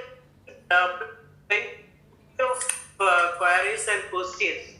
I'm really happy that scientists like you are real assets to the scientific community who are doing genuine research in this field. And I just came to this session not only simply because of HOD, and simply I found this very interesting. I have seen some movies or read novels, but I want some scientific information. Unfortunately, I never entered to this type of scientific fields because my area of interest is entirely different. So this is, I came to know about the case studies, and not only that, the understanding of human nature, then imbalance in that is the literature, how literature is interpreting things and how novels are written, but the real scientific aspects are entirely different. So that only you expose through your research and the immense knowledge you have. And the another thing is that I could come across the purpose versus motivation. So how they are entirely different. So motivation is something which is very deep, and the purpose is something different. How it is triggered, and you covered so beautifully everything. And the final thing, serial killing is due to interaction of several factors. Maybe environmental, maybe physical, maybe the psychological, or whatever it be. It is a strange combination. That's a very important thing we have to understand. So, and related to the case study also, you explained everything so perfectly. So, Dr. Deepak, I am really happy since we got you today, and I wish you good luck in your future efforts. And once again, I would like to add you that genuine scientists like you are real assets to the scientific community. Thank you very much. Best wishes, and thanks a lot to our students. And now over to Sharon. Thank you very much. Once again, to Deepak, thanks a lot. Thanks a lot. Thank you, sir. I would like to call upon Dr. Kannan Balakrishnan to comment on the session. Thank you so much, Deepak. It was a wonderful experience listening to you on the various aspects of serial killers, which is perhaps an untouched area in the Academy of Criminology, particularly in India. I still remember the academic arguments which we had between us over this during your research work. Beyond all the academic disagreements between us, I personally know the pain he had went through during the data collection and the depth and the purity of data he collected from the field. And I genuinely appreciate his efforts, and thanking you for sparing your valuable time with us. Thank you so much. Thank you so much Thank you. for Kannan and the Thank you. entire Yes, team. yes, Deepak, please continue. Yes, please. Do you want to say something to Kannan, sir? I don't know how the norm here.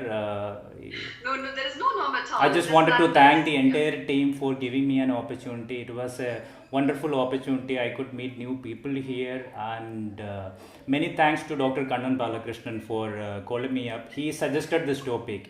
When I said him that I will go right away with the topic, he suggested that no, this is where you have to concentrate. This will be most useful for my students. So thanks for all the input and the wonderful opportunity. Dr. Kannan as well as Dr. Sharon and the HOD. Thank you. Right. Thank you. And now it's time for word of thanks. I have an official word of thanks prepared, so please let me continue.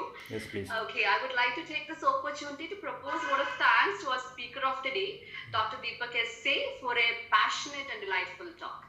It was indeed an eye-opening session. It was, I know that it was highly enlightening with your knowledge and presence, Doctor. We're thankful to our Pro Vice Chancellor, Dr. J. Lata, Dr. Madhukumar, Control of Examination, Sadhukumar Sir, Head Administration, for the wholehearted support and motivation. I would like to thank our HOD, Dr. Varghese Bedi Sir, for his inspiration and enthusiastic support.